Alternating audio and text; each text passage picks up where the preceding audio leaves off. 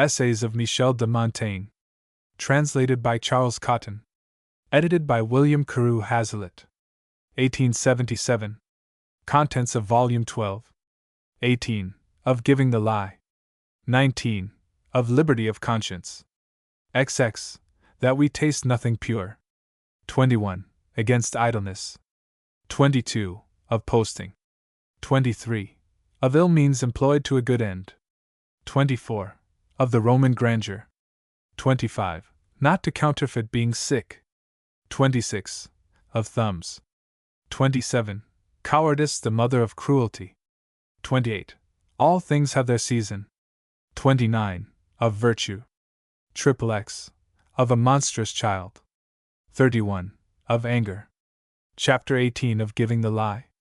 Well, but someone will say to me, this design of making a man's self the subject of his writing were indeed excusable in rare and famous men, who by their reputation had given others a curiosity to be fully informed of them. It is most true, I confess and know very well, that a mechanic will scarce lift his eyes from his work to look at an ordinary man, whereas a man will forsake his business and his shop to stare at an eminent person when he comes into a town. It becomes any other to give his own character, but him who has qualities worthy of imitation, and whose life and opinions may serve for example. Caesar and Xenophon had a just and solid foundation whereon to found their narrations, the greatness of their own performances, and were to be wished that we had the journals of Alexander the Great, the commentaries that Augustus, Cato, Sylla, Brutus, and others left of their actions. Of such persons men love and contemplate the very statues even in copper and marble. This remonstrance is very true, but it very little concerns me. Non recito quicum, nisi amicis, id coactus, non ubivis, caram quibus in medioca scripta foro recitant, sunt multi, quic levantes. I repeat my poems only to my friends, and when bound to do so, not before every one and everywhere. There are plenty of reciters in the open marketplace and at the baths. Horace, Saturday I. 473. I do not here form a statue to erect in the great square of a city, in a church, or any public place. Non equidem hoc studio, bellatus ut mihi nugis, pagina turgiscat. Secreti loquimer. I study not to make my pages swell with empty trifles. You and I are talking in private. Persius, Saturday v. 19. 'Tis for some corner of a library, or to entertain a neighbor, a kinsman, a friend, who has a mind to renew his acquaintance and familiarity with me in this image of myself. Others have been encouraged to speak of themselves, because they found the subject worthy and rich. I, on the contrary, am the bolder, by reason the subject is so poor and sterile that I cannot be suspected of ostentation. I judge freely of the actions of others. I give little of my own to judge of, because they are nothing. I do not find so much good in myself, that I cannot tell it without blushing. What contentment would it not be to me to hear any one thus relate to me the manners, faces, countenances, the ordinary words and fortunes of my ancestors? How attentively should I listen to it! In earnest, it would be evil nature to despise so much as the pictures of our friends and predecessors, the fashion of their clothes and arms. I preserve their writing, seal, and a particular sword they wore, and have not thrown the long staves my father used to carry in his hand, out of my closet. Paterna vestis, eti annulus, tanto charier est posteris, quanto erga parentes major effectus. A father's garment and ring is by so much dearer to his posterity, as there is the greater affection towards parents. St. August, de Civit. Dei, 13. If my posterity, nevertheless, shall be of another mind, I shall be avenged on them, for they cannot care less for me than I shall then do for them. All the traffic that I have in this with the public is, that I borrow their utensils of writing, which are more easy and most at hand, and in recompense shall, peradventure, keep a pound of butter in the market from melting in the sun. Montaigne semi-seriously speculates on the possibility of his MS being used to wrap up butter. Any toga cordilis, any penula dicit olivis, eti laxus scambris sit debo tunicas. Let not wrappers be wanting to tunny fish, nor olives, and I shall supply loose coverings to mackerel. Martial, 13. Aye. and though nobody should read me, have I wasted time in entertaining myself so many idle hours and so pleasing and useful thoughts? In molding this figure upon myself, I have been so often constrained to temper and compose myself in a right posture, that the copy is truly taken, and has in some sort formed itself. Painting myself for others, I represent myself in a better coloring than my own natural complexion. I have no more made my book than my book has made me. 'Tis a book consubstantial with the author, of a peculiar design, a parcel of my life, and whose business is not designed for others, as that of all other books is. In giving myself so continual, and so exact an account of myself, have I lost my time? For they who sometimes cursorily survey themselves only, do not so strictly examine themselves, nor penetrate so deep, as he who makes it his business, his study, and his employment, who intends a lasting record, with all his fidelity, and with all his force, the most delicious pleasures digested within, avoid leaving any trace of themselves, and avoid the sight not only of the people, but of any other person. How often has this work diverted me from troublesome thoughts! And all that are frivolous should be reputed so. Nature has presented us with a large faculty of entertaining ourselves alone, and often calls us to it, to teach us that we owe ourselves in part to society, but chiefly and mostly to ourselves. That I may habituate my fancy even to meditate in some method and to some end, and to keep it from losing itself and roving at random, 'tis but to give to body and to record all the little thoughts that present themselves to it. I give ear to my whimsies, because I am to record them. It often falls out, that being displeased at some action that civility and reason will not permit me openly to reprove, I here disgorge myself, not without design of public instruction, and also these poetical lashes. Zon sur l'oeil, ion sur le groin, zon sur le dos du cigogne. A slap on his eye, a slap on his snout, a slap on Cigogne's back. Marot. Friplips, valet de Marot à Cigogne. Imprint themselves better upon paper than upon the flesh. What if I listen to books a little more attentively than ordinary, since I watch if I can purloin anything that may adorn or support my own? I have not at all studied to make a book, but I have in some sort studied because I had made it, if it be studying to scratch and pinch now one author, and then another, either by the head or foot, not with any design to form opinions from them, but to assist, second, and fortify those I already have embraced. But whom shall we believe in the report he makes of himself in so corrupt an age? Considering there are so few, if any at all, whom we can believe when speaking of others, where there is less interest to lie. The first thing done in the corruption of manners is banishing truth, for, as Pindar says, to be true is the beginning of a great virtue, and the first article that Plato requires in the governor of his republic.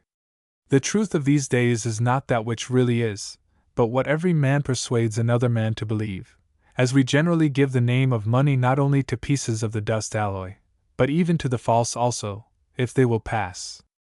Our nation has long been reproached with this vice, for Salvianus of Marseilles, who lived in the time of the Emperor Valentinian, says that lying and forswearing themselves is with the French not a vice, but a way of speaking. He who would enhance this testimony might say that it is now a virtue in them. Men form and fashion themselves to it as to an exercise of honor, for dissimulation is one of the most notable qualities of this age.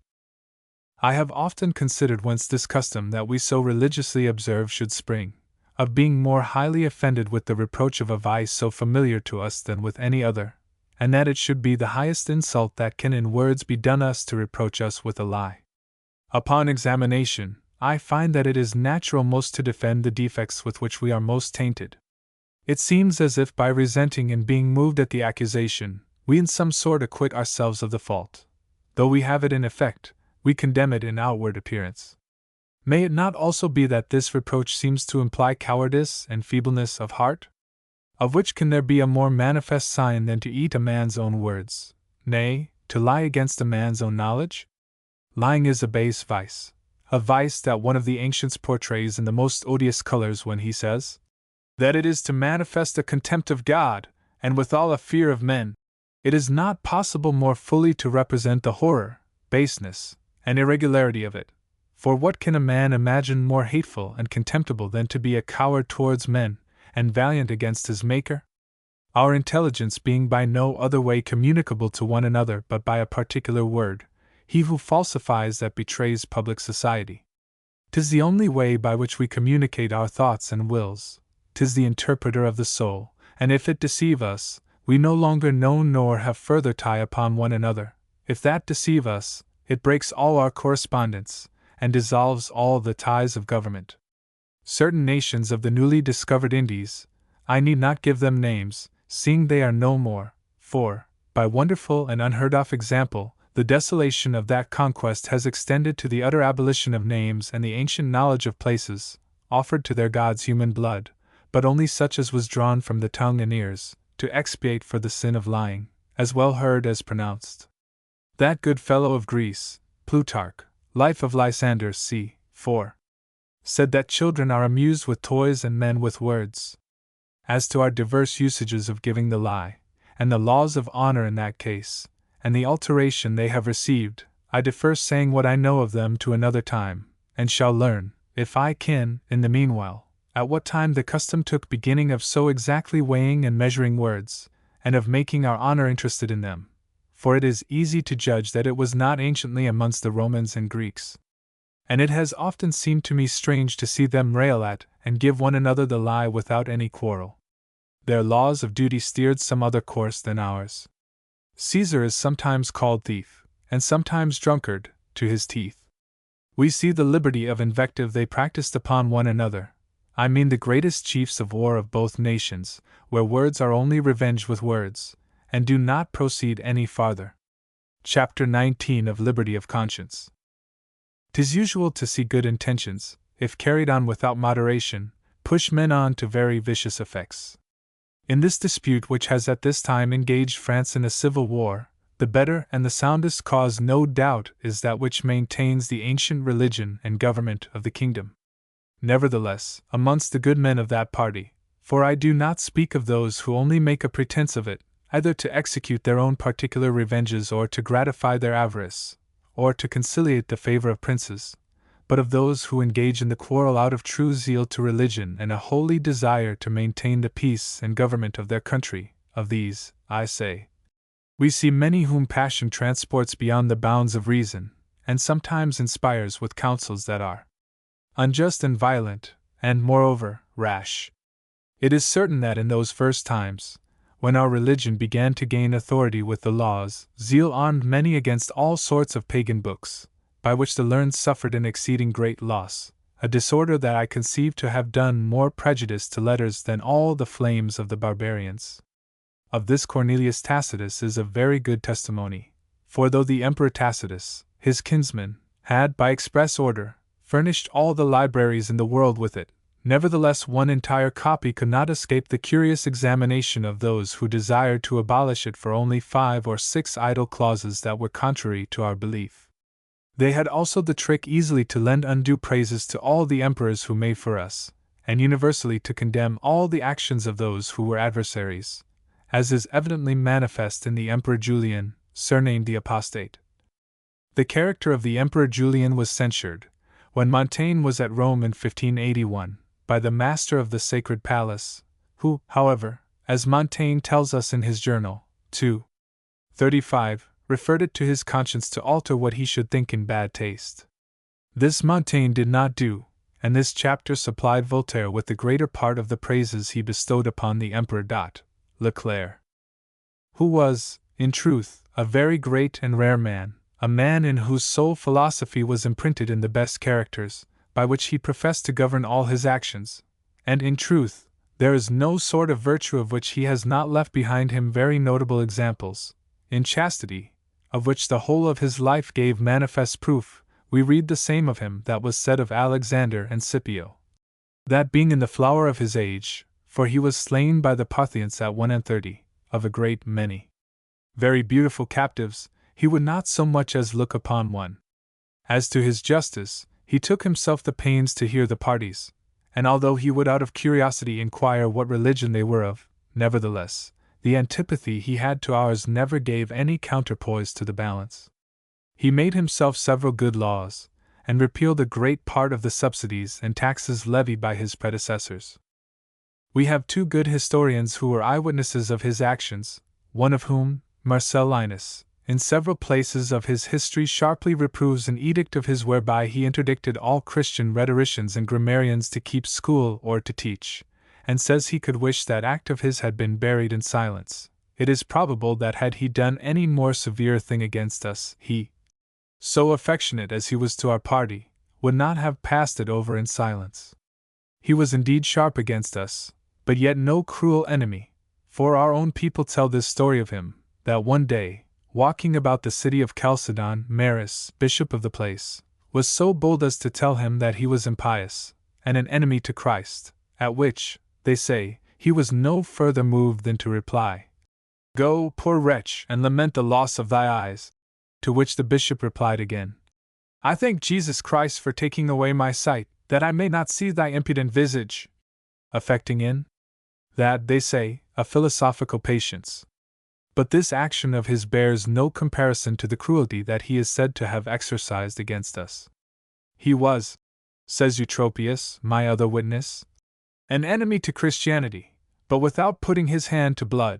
And, to return to his justice, there is nothing in that whereof he can be accused, the severity excepted he practiced in the beginning of his reign against those who had followed the party of Constantius, his predecessor. As to his sobriety, he lived always a soldier-like life, and observed a diet and routine, like one that prepared and inured himself to the austerities of war. His vigilance was such, that he divided the night into 3 or 4 parts, of which the least was dedicated to sleep. The rest was spent either in visiting the state of his army and guards in person, or in study, for amongst other rare qualities, he was very excellent in all sorts of learning. 'Tis said of Alexander the Great, that being in bed, for fear lest sleep should divert him from his thoughts and studies, he had always a basin set by his bedside, and held one of his hands out with a ball of copper in it, to the end, that, beginning to fall asleep, and his fingers leaving their hold, the ball by falling into the basin, might awake him. But the other had his soul so bent upon what he had a mind to do, and so little disturbed with fumes by reason of his singular abstinence, that he had no need of any such invention. As to his military experience, he was excellent in all the qualities of a great captain, as it was likely he should, being almost all his life in a continual exercise of war, and most of that time with us in France, against the Germans and Franks. We hardly read of any man who ever saw more dangers, or who made more frequent proofs of his personal valor. His death has something in it parallel with that of Epaminondas, for he was wounded with an arrow, and tried to pull it out, and had done so, but that, being edged, it cut and disabled his hand. He incessantly called out that they should carry him again into the heat of the battle, to encourage his soldiers, who very bravely disputed the fight without him, till night parted the armies. He stood obliged to his philosophy for the singular contempt he had for his life and all human things. He had a firm belief of the immortality of souls. In matter of religion he was wrong throughout, and was surnamed the apostate for having relinquished ours. Nevertheless, the opinion seems to me more probable, that he had never thoroughly embraced it, but had dissembled out of obedience to the laws, till he came to the empire. He was in his own so superstitious, that he was laughed at for it by those of his own time, of the same opinion, who jeeringly said that had he got the victory over the Parthians, he had destroyed the breed of oxen in the world to supply his sacrifices. He was, moreover, besotted with the art of divination, and gave authority to all sorts of predictions. He said, amongst other things at his death, that he was obliged to the gods, and thanked them, in that they would not cut him off by surprise, having long before advertised him of the place and hour of his death, nor by a mean and unmanly death, more becoming lazy and delicate people, nor by a death that was languishing, long, and painful, and that they had thought him worthy to die after that noble manner, in the progress of his victories, in the flower of his glory. He had a vision like that of Marcus Brutus, that first threatened him in Gaul, and afterward appeared to him in Persia just before his death. These words that some make him say when he felt himself wounded, "Thou hast overcome, Nazarene," or as others, "Content thyself, Nazarene," would hardly have been omitted, had they been believed by my witnesses, who, being present in the army, have set down to the least motions and words of his end, no more than certain other miracles that are reported about it. And to return to my subject, he long nourished, says Marcellinus, paganism in his heart, but all his army being Christians, he durst not own it. But in the end, seeing himself strong enough to dare to discover himself, he caused the temples of the gods to be thrown open, and did his uttermost to set on foot and to encourage idolatry. Which the better to effect, having at Constantinople found the people disunited, and also the prelates of the church divided amongst themselves, having convened them all before him, he earnestly admonished them to calm those civil dissensions, and that every one might freely, and without fear, follow his own religion. Which he the more sedulously solicited, in hope that this license would augment the schisms and factions of their division, and hinder the people from reuniting, and consequently fortifying themselves against him by their unanimous intelligence and concord, having experienced by the cruelty of some Christians, that there is no beast in the world so much to be feared by man as man. These are very nearly his words. Wherein this is very worthy of consideration, that the Emperor Julian made use of the same receipt of liberty of conscience to inflame the civil dissensions that our kings do to extinguish them. So that a man may say on one side, that to give the people the reins to entertain every man his own opinion, is to scatter and sow division, and, as it were, to lend a hand to augment it, there being no legal impediment or restraint to stop or hinder their career. But, on the other side, a man may also say, that to give the people the reins to entertain every man his own opinion, is to mollify and appease them by facility and toleration, and to dull the point which is whetted and made sharper by singularity, novelty, and difficulty. And I think it is better for the honor of the devotion of our kings, that not having been able to do what they would, they have made a show of being willing to do what they could. Chapter 20 That we taste nothing pure. The feebleness of our condition is such that things cannot, in their natural simplicity and purity, fall into our use. The elements that we enjoy are changed, and so 'tis with metals, and gold must be debased with some other matter to fit it for our service. Neither has virtue, so simple as that which Aristo, Pyrrho, and also the Stoics, made the end of life, nor the Cyrenaic and Aristipic pleasure, been without mixture useful to it. Of the pleasure and goods that we enjoy, there is not one exempt from some mixture of ill and inconvenience. Medio defant leperum, surgic amari aliquid, quod in ipsis fieribus angat. From the very fountain of our pleasure, something rises that is bitter, which even in flowers destroys. Lucretius 4. 1130. Our extremest pleasure has some sort of groaning and complaining in it. Would you not say that it is dying of pain? Nay, when we frame the image of it in its full excellence, we stuff it with sickly and painful epithets and qualities, languor, softness, feebleness, faintness, morbidezza, a great testimony of their consanguinity and consubstantiality. The most profound joy has more of severity than gaiety in it. The highest and fullest contentment offers more of the grave than of the merry. Ipsa felicitas esse nisi temperat primit. Even felicity, unless it moderate itself, oppresses? Seneca, EP 74. Pleasure chews and grinds us, according to the old Greek verse, which says that the gods sell us all the goods they give us, that is to say, that they give us nothing pure and perfect, and that we do not purchase but at the price of some evil. Labor and pleasure, very unlike in nature, associate, nevertheless, by I know not what natural conjunction. Socrates says that some god tried to mix in one mass and to confound pain and pleasure, but not being able to do it, he bethought him at least to couple them by the tail. Metrodorus said that in sorrow there is some mixture of pleasure. I know not whether or no he intended anything else by that saying, but for my part, I am of opinion that there is design, consent, and complacency in giving a man's self up to melancholy. I say, that besides ambition, which may also have a stroke in the business, there is some shadow of delight and delicacy which smiles upon and flatters us even in the very lap of melancholy. Are there not some constitutions that feed upon it? Est quidem flir voluptas. 'Tis a certain kind of pleasure to weep. Ovid Trist, 4. 3, 27. And one Attalus in Seneca says that the memory of our lost friends is as grateful to us, as bitterness in wine, when too old, is to the palate. Minister Vetuli pure, Falerni inger me calices amariors. Boy, when you pour out old Falernian wine, the bitterest put into my bowl. Catullus, 27. Aye. And as apples that have a sweet tartness. Nature discovers this confusion to us. Painters hold that the same motions and grimaces of the face that serve for weeping, serve for laughter too. And indeed, before the one or the other be finished, do but observe the painter's manner of handling, and you will be in doubt to which of the two the design tends, and the extreme of laughter does at last bring tears. Nullum sine octoramento malum est. No evil is without its compensation. Seneca, EP, 69.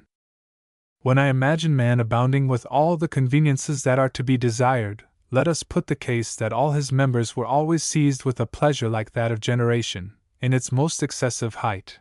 I feel him melting under the weight of his delight, and see him utterly unable to support so pure, so continual, and so universal a pleasure. Indeed, he is running away whilst he is there, and naturally makes haste to escape, as from a place where he cannot stand firm, and where he is afraid of sinking. When I religiously confess myself to myself, I find that the best virtue I have has in it some tincture of vice, and I am afraid that Plato, in his purest virtue, I, who am as sincere and loyal a lover of virtue of that stamp as any other whatever, if he had listened and laid his ear close to himself, and he did so no doubt, would have heard some jarring note of human mixture, but faint and only perceptible to himself. Man is wholly and throughout but patch and motley. Even the laws of justice themselves cannot subsist without mixture of injustice, insomuch that Plato says, they undertake to cut off the Hydra's head, who pretend to clear the law of all inconveniences. Omni magnum exemplum habet aliquid ex aene quo, quod contra singulos utilitate publics rependitur. Every great example has in it some mixture of injustice, which recompenses the wrong done to particular men by the public utility. Annals 14:44. Says Tacitus. It is likewise true, that for the use of life and the service of public commerce, there may be some excesses in the purity and perspicacity of our minds. That penetrating light has in it too much of subtlety and curiosity. We must a little stupefy and blunt them to render them more obedient to example and practice, and a little veil and obscure them, the better to proportion them to this dark and earthly life. And therefore common and less speculative souls are found to be more proper for and more successful in the management of affairs, and the elevated and exquisite opinions of philosophy unfit for business. This sharp vivacity of soul, and the supple and restless volubility attending it, disturb our negotiations. We are to manage human enterprises more superficially and roughly, and leave a great part to fortune. It is not necessary to examine affairs with so much subtlety, and so deep. A man loses himself in the consideration of many contrary lustres, and so many various forms. Volutantibus residential inter southeast pugnans, obdurpurent. Animi. Whilst they considered of things so indifferent in themselves, they were astonished, and knew not what to do. Livy 32:20. 'Tis what the ancients say of Simonides, that by reason his imagination suggested to him, upon the question King Hiero had put to him, what god was dot, Cicero, de nat. De, I, 22. To answer which he had had many days for thought, several sharp and subtle considerations, whilst he doubted which was the most likely, he totally despaired of the truth. He who dives into and in his inquisition comprehends all circumstances and consequences, hinders his election. A little engine well handled is sufficient for executions, whether of less or greater weight. The best managers are those who can worst give account how they are so, while the greatest talkers, for the most part, do nothing to purpose. I know one of this sort of men, and a most excellent discourser upon all sorts of good husbandry, who has miserably let 100,000 livres yearly revenues slip through his hands. I know another who talks, who better advises than any man of his counsel. And there is not in the world a fairer show of soul and understanding than he has. Nevertheless, when he comes to the test, his servants find him quite another thing, not to make any mention of his misfortunes. Chapter 21 Against Idleness. The Emperor Vespasian, being sick of the disease whereof he died, did not for all that neglect to inquire after the state of the empire, and even in bed continually dispatched very many affairs of great consequence, for which, being reproved by his physician, as a thing prejudicial to his health, "An emperor," said he, "must die standing." A fine saying, in my opinion, and worthy a great prince.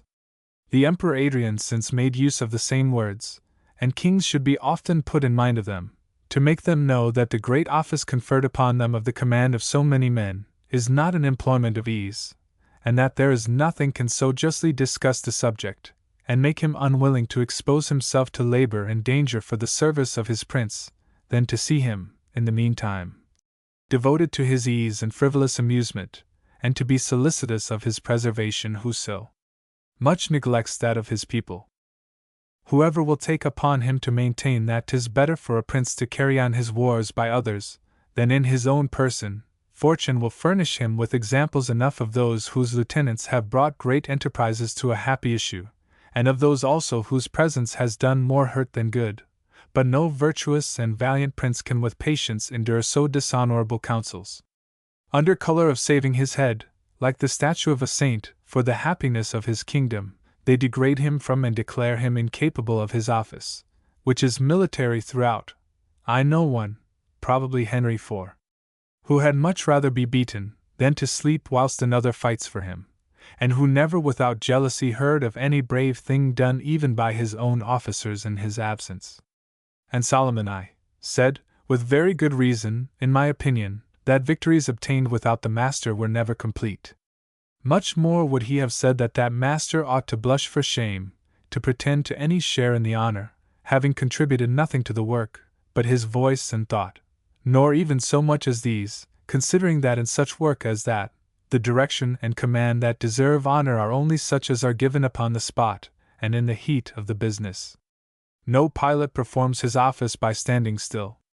The princes of the Ottoman family, the chiefest in the world in military fortune, have warmly embraced this opinion, and Bajazet too, with his son, who swerved from it, spending their time in science and other retired employments, gave great blows to their empire, and Amurath III, now reigning, following their example, begins to find the same.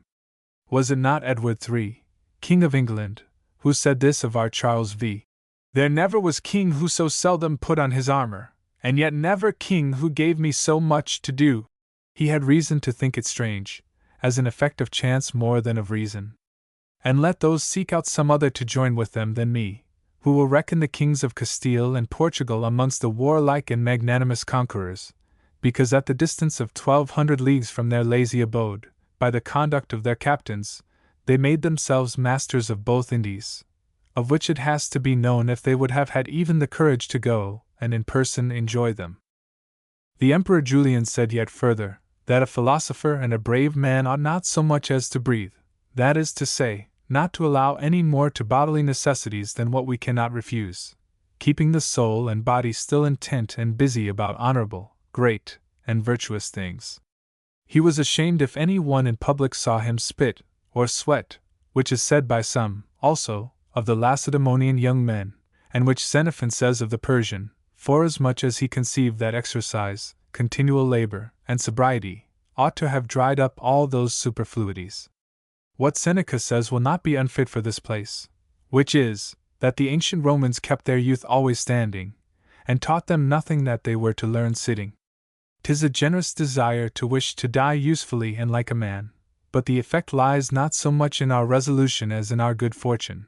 1,000 have proposed to themselves in battle, either to overcome or to die, who have failed both in the one and the other, wounds and imprisonment crossing their design and compelling them to live against their will.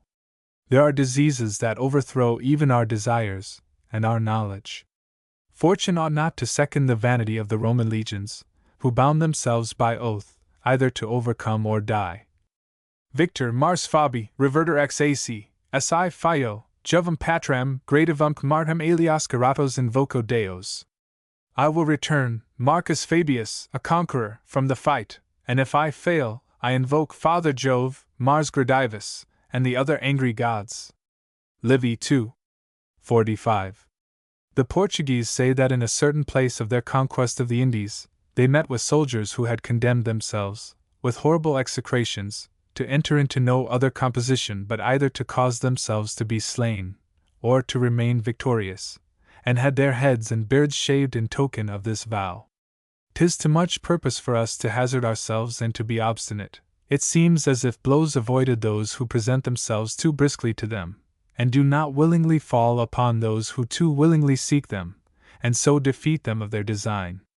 Such there have been, who, after having tried all ways, not having been able with all their endeavor to obtain the favor of dying by the hand of the enemy, have been constrained, to make good their resolution of bringing home the honor of victory or of losing their lives, to kill themselves even in the heat of battle. Of which there are other examples, but this is one. Philistus, general of the naval army of Dionysius the Younger against the Syracusans, presented them battle which was sharply disputed, their forces being equal. In this engagement, he had the better at the first, through his own valor, but the Syracusans drawing about his galley to environ him. After having done great things in his own person to disengage himself, and hoping for no relief, with his own hand he took away the life he had so liberally, and in vain, exposed to the enemy.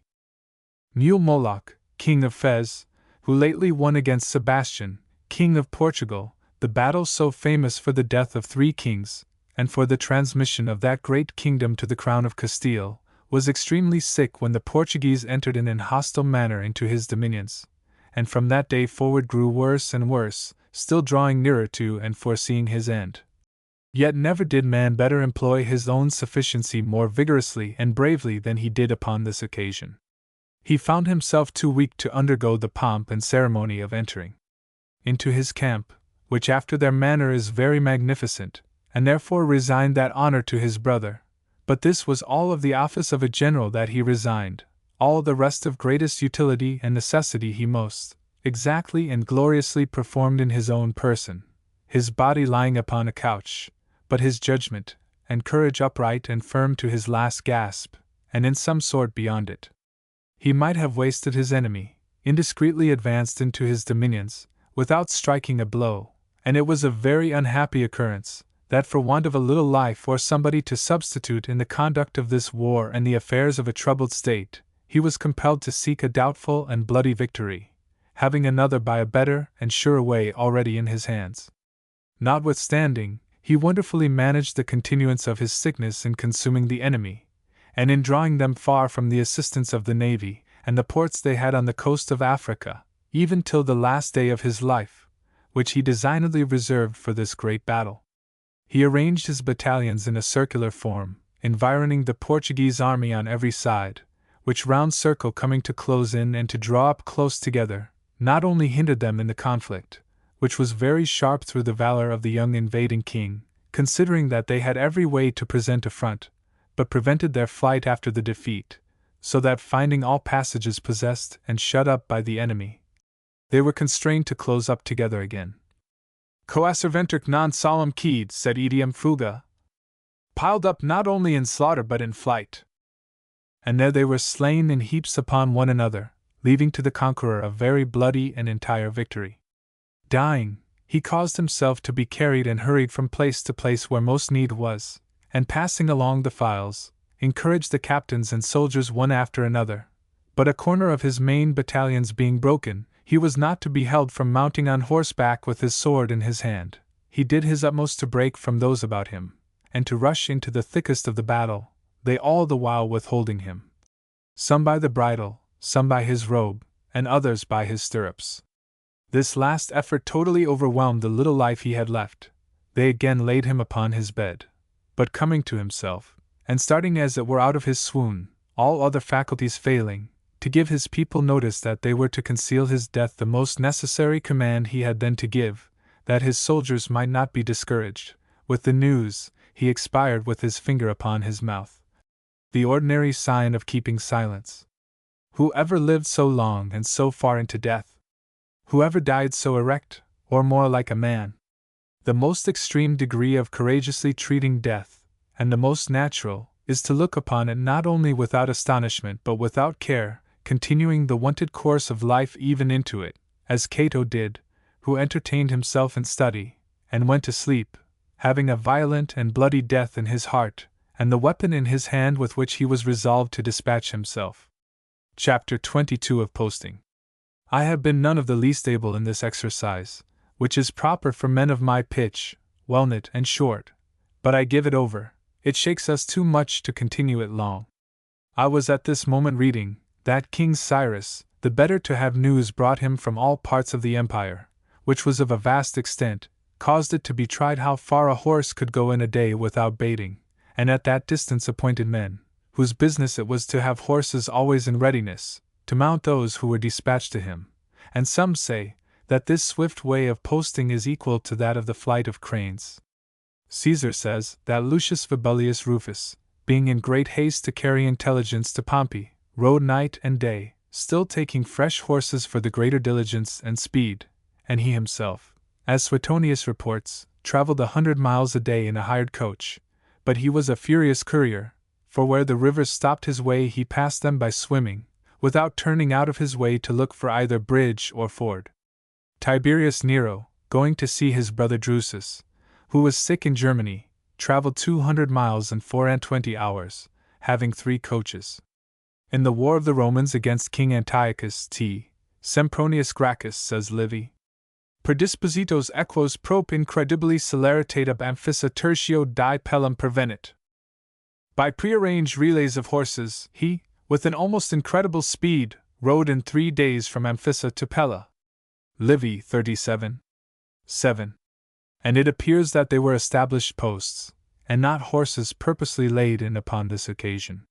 Caecina's invention to send back news to his family was much more quick, for he took swallows along with him from home, and turned them out towards their nest when he would send back any news, setting a mark of some color upon them to signify his meaning, according to what he and his people had before agreed upon.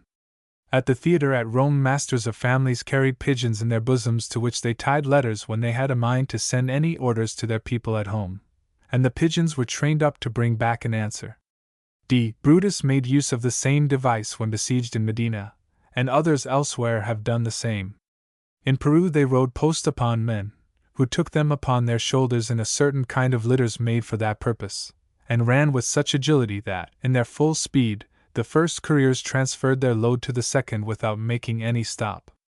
I understand that the Wallachians, the Grand Signior's couriers, perform wonderful journeys, by reason they have liberty to dismount the first person they meet upon the road, giving him their own tired horses, and that to preserve themselves from being weary, they gird themselves straight about the middle with a broad girdle, but I could never find any benefit from this. Chapter 23 of Ill Means Employed to a Good End. There is wonderful relation and correspondence in this universal government of the works of nature, which very well makes it appear that it is neither accidental nor carried on by divers masters. The diseases and conditions of our bodies are, in like manner, manifest in states and governments. Kingdoms and republics are founded, flourish, and decay with age as we do. We are subject to a repletion of humors, useless and dangerous, whether of those that are good, for even those the physicians are afraid of, and seeing we have nothing in us that is stable, they say that a too brisk and vigorous perfection of health must be abetted by art, lest our nature, unable to rest in any certain condition, and not having whither to rise to mend itself, make too sudden and too disorderly a retreat, and therefore prescribe wrestlers to purge and bleed, to qualify that superabundant health, or else a repletion of evil humors, which is the ordinary cause of sickness. States are very often sick of the like repletion, and various sorts of purgations have commonly been applied. Sometimes a great multitude of families are turned out to clear the country, who seek out new abodes elsewhere and encroach upon others. After this manner our ancient Franks came from the remotest part of Germany to seize upon Gaul, and to drive thence the first inhabitants. So was that infinite deluge of men made up who came into Italy under the conduct of Brennus and others, so the Goths and Vandals, and also the people who now possess Greece, left their native country to go settle elsewhere, where they might have more room. And there are scarce 2 or 3 little corners in the world that have not felt the effect of such removals. The Romans by this means erected their colonies, for, perceiving their city to grow immeasurably populous, they eased it of the most unnecessary people, and sent them to inhabit and cultivate the lands conquered by them, Sometimes also they purposely maintained wars with some of their enemies, not only to keep their own men in action, for fear lest idleness, the mother of corruption, should bring upon them some worse inconvenience. Et patimer longi paces mala, severe armis luxuria incumbit. And we suffer the ills of a long peace. Luxury is more pernicious than war. Juvenal, 6. 291. But also to serve for a bloodletting to their republic, and a little to evaporate the too vehement heat of their youth, to prune and clear the branches from the stock too luxuriant in wood, and to this end it was that they maintained so long a war with Carthage. In the Treaty of Bretigny, Edward III, King of England, would not, in the general peace he then made with our king, comprehend the controversy about the Duchy of Brittany, that he might have a place wherein to discharge himself of his soldiers, and that the vast number of English he had brought over to serve him in his expedition here might not return back into England. And this also was one reason why our King Philip consented to send his son John upon a foreign expedition, that he might take along with him a great number of hot young men who were then in his pay. There are many in our times who talk at this rate, wishing that this hot emotion that is now amongst us might discharge itself in some neighboring war, for fear lest all the peccant humours that now reign in this politic body of ours may diffuse themselves farther, keep the fever still in the height, and at last cause our total ruin. And in truth, a foreign is much more supportable than a civil war. But I do not believe that God will favor so unjust a design as to offend and quarrel with others for our own advantage. Nil mihi tam vald placiat, ramnuja virgo, quod temera invitus suscipiator haris. Ramnusian virgin, let nothing ever so greatly please me which is taken without justice from the unwilling owners. Catullus, 68. 77. And yet the weakness of our condition often pushes us upon the necessity of making use of ill means to a good end. Lycurgus, the most perfect legislator that ever was, virtuous and invented this very unjust practice of making the helots, who were their slaves, drunk by force, to the end that the Spartans, seeing them so lost and buried in wine, might abhor the excess of this vice.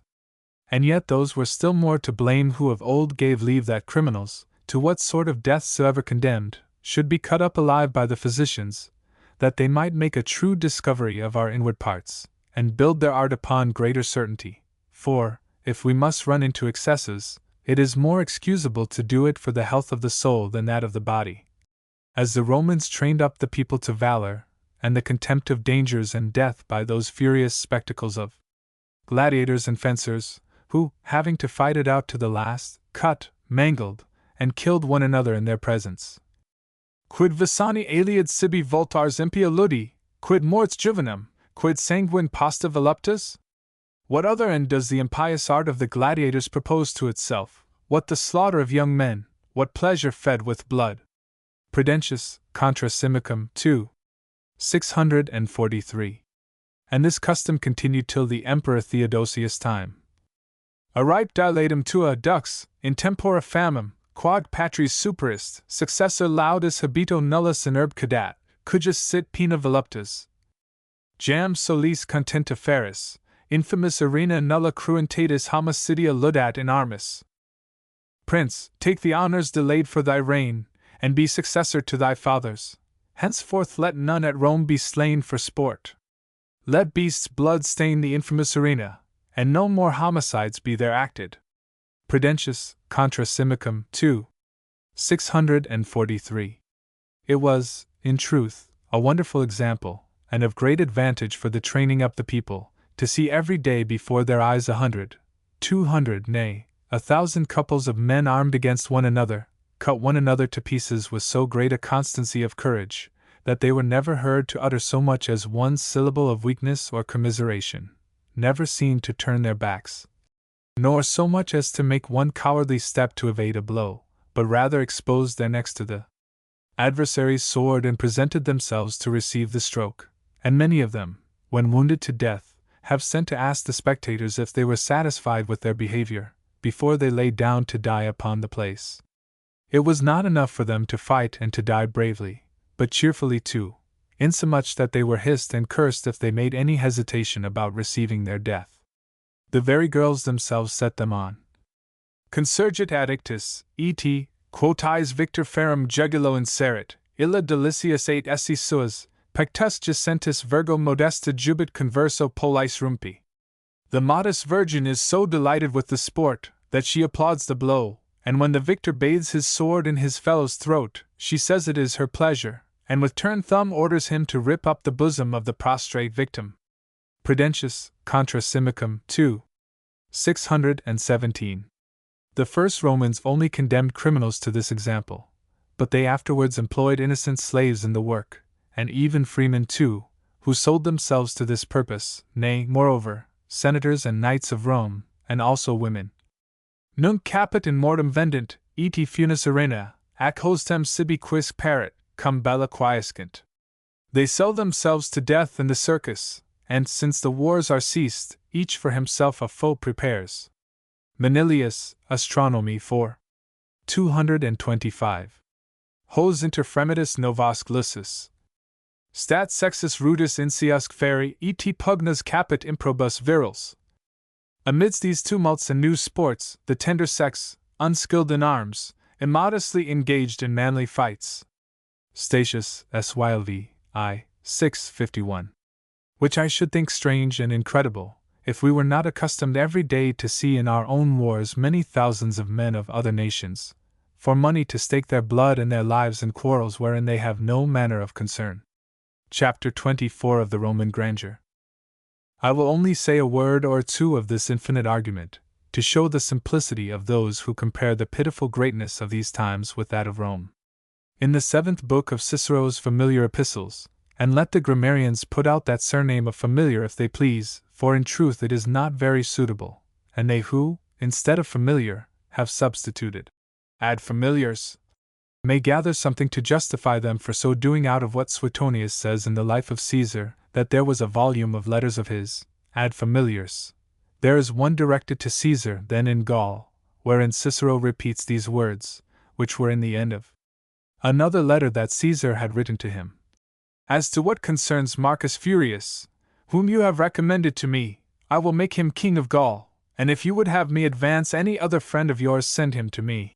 It was no new thing for a simple citizen of Rome, as Caesar then was, to dispose of kingdoms, for he took away that of King Diodorus from him to give it to a gentleman of the city of Pergamus, called Mithridates, and they who wrote his life record several cities sold by him. And Suetonius says that he had once from King Ptolemy 3,600,000 crowns, which was very like selling him his own kingdom. Tot Galatae, tot Pontus, tot Lydia nummies. So much for Galatia, so much for Pontus, so much for Lydia. Claudius in Eutrop, I. 203. Marcus Antonius said that the greatness of the people of Rome was not so much seen in what they took, as in what they gave. And indeed, some ages before Antonius, they had dethroned one amongst the rest with so wonderful authority, that in all the Roman history I have not observed anything that more denotes the height of their power. Antiochus possessed all Egypt, and was, moreover, ready to conquer Cyprus and other appendages of that empire, when being upon the progress of his victories, Popilius came to him from the Senate, and at their first meeting refused to take him by the hand, till he had first read his letters, which after the king had read, and told him he would consider of them, Popilius made a circle about him with his cane, saying, "Return me an answer that I may carry it back to the Senate, before thou stirrest out of this circle." Antiochus, astonished at the roughness of so positive a command, after a little pause, replied, "I will obey the Senate's command." Then Popilius saluted him as friend of the Roman people. To have renounced claim to so great a monarchy, and a course of such successful fortune, from the effects of 3 lines in writing. Truly he had reason, as he afterwards did, to send the Senate word by his ambassadors, that he had received their order with the same respect as if it had come from the immortal gods. All the kingdoms that Augustus gained by the right of war, he either restored to those who had lost them or presented them to strangers. And Tacitus, in reference to this, speaking of Cogidunus, King of England, gives us, by a marvelous touch, an instance of that infinite power. The Romans, says he, were from all antiquity accustomed to leave the kings they had subdued in possession of their kingdoms under their authority. Ut haberent instruments servitudis et regis. that they might have even kings to be their slaves. Livy XLV 13.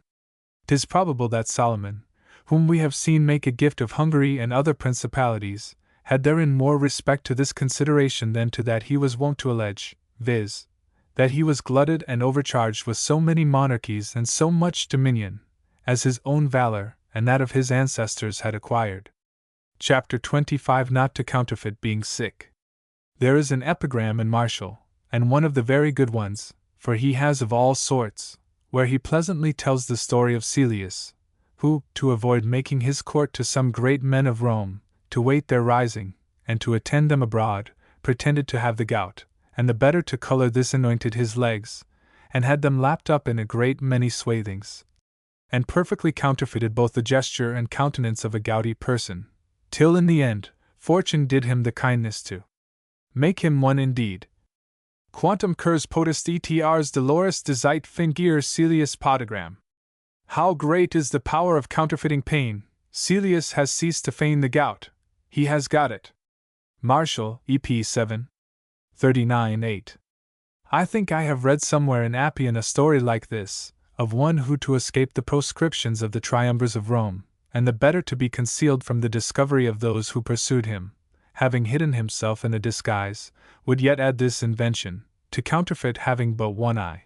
But when he came to have a little more liberty, and went to take off the plaster he had a great while worn over his eye, he found he had totally lost the sight of it indeed, and that it was absolutely gone. 'Tis possible that the action of sight was dulled from having been so long without exercise, and that the optic power was wholly retired into the other eye, for we evidently perceive that the eye we keep shut sends some part of its virtue to its fellow, so that it will swell and grow bigger, and so an action, with the heat of ligatures and plasters, might very well have brought some gouty humor upon the counterfeiter in Martial. Reading in Froissart the vow of a troop of young English gentlemen, to keep their left eyes bound up till they had arrived in France and performed some notable exploit upon us, I have often been tickled with this thought, that it might have befallen them as it did those others, and they might have returned with but an eye apiece to their mistresses, for whose sakes they had made this ridiculous vow.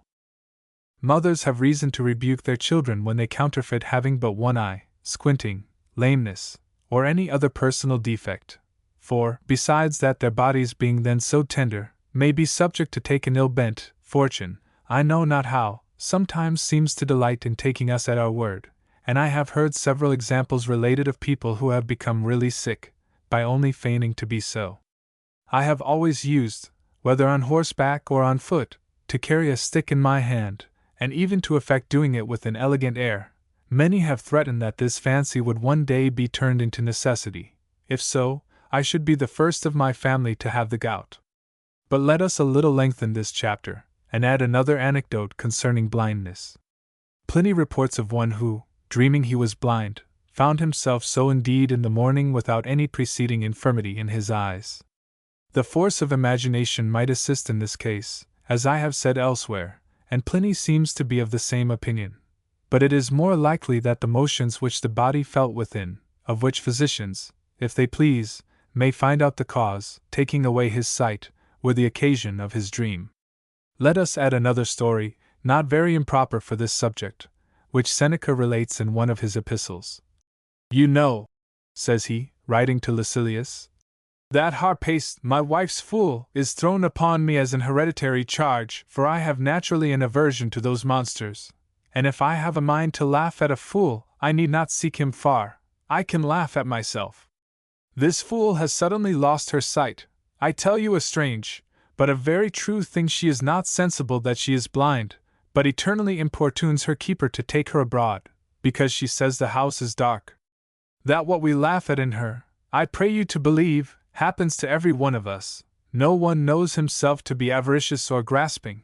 And again, the blind call for a guide, while we stray of our own accord. I am not ambitious, we say, but a man cannot live otherwise at Rome. I am not wasteful, but the city requires a great outlay. 'Tis not my fault if I am choleric, if I have not yet established any certain course of life, 'tis the fault of youth.